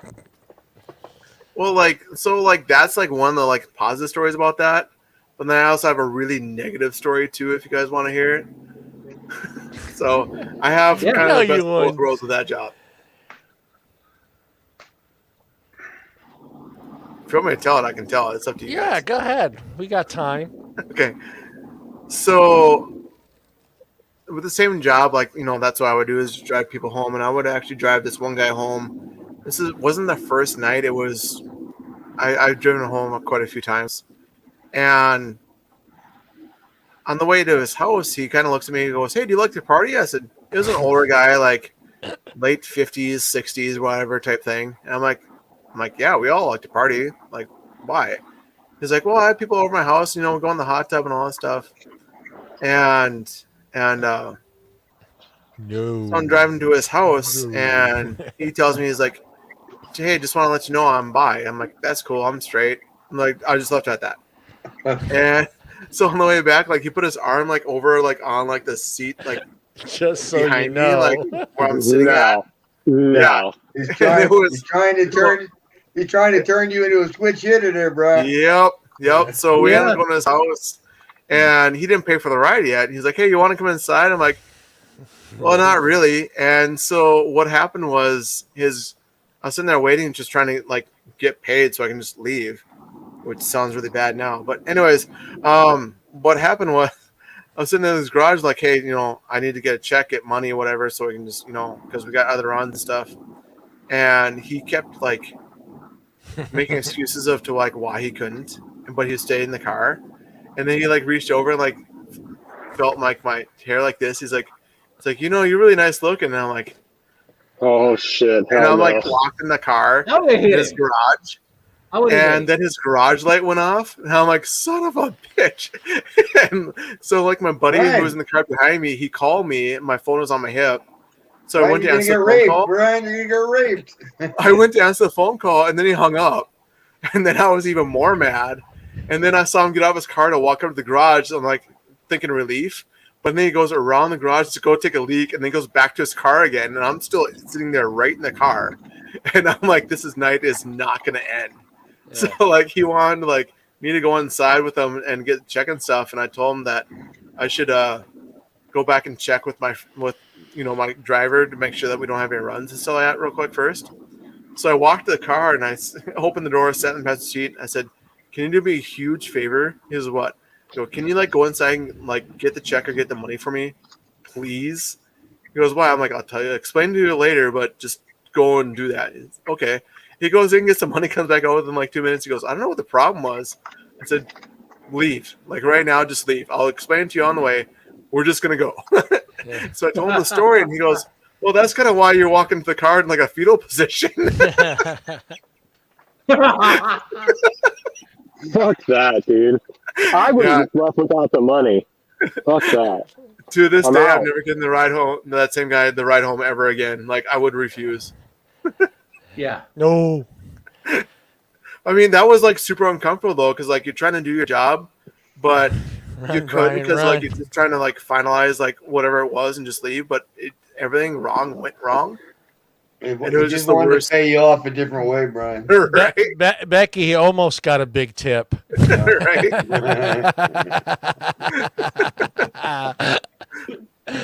Almost. Well, we're about done unless anybody else got something else they want to talk about. Bob, you got anything else you want to throw out I'm there? Good. Bob is good. Bruce, you got anything? No. Yeah. Mr. Mike Hawk. I can't believe you're still driving. No, I'm pulling into my driveway right now, so perfect timing. Oh, perfect timing. And Morgan, any words of wisdom? Should another female ever want to join this show, Morgan? Yeah, for sure. Oh, and Brian, who likes the big big tips. I mean, I'm good. I'm just like we had a good conversation tonight. It was a lot of fun, and Yeah. it's enjoyable.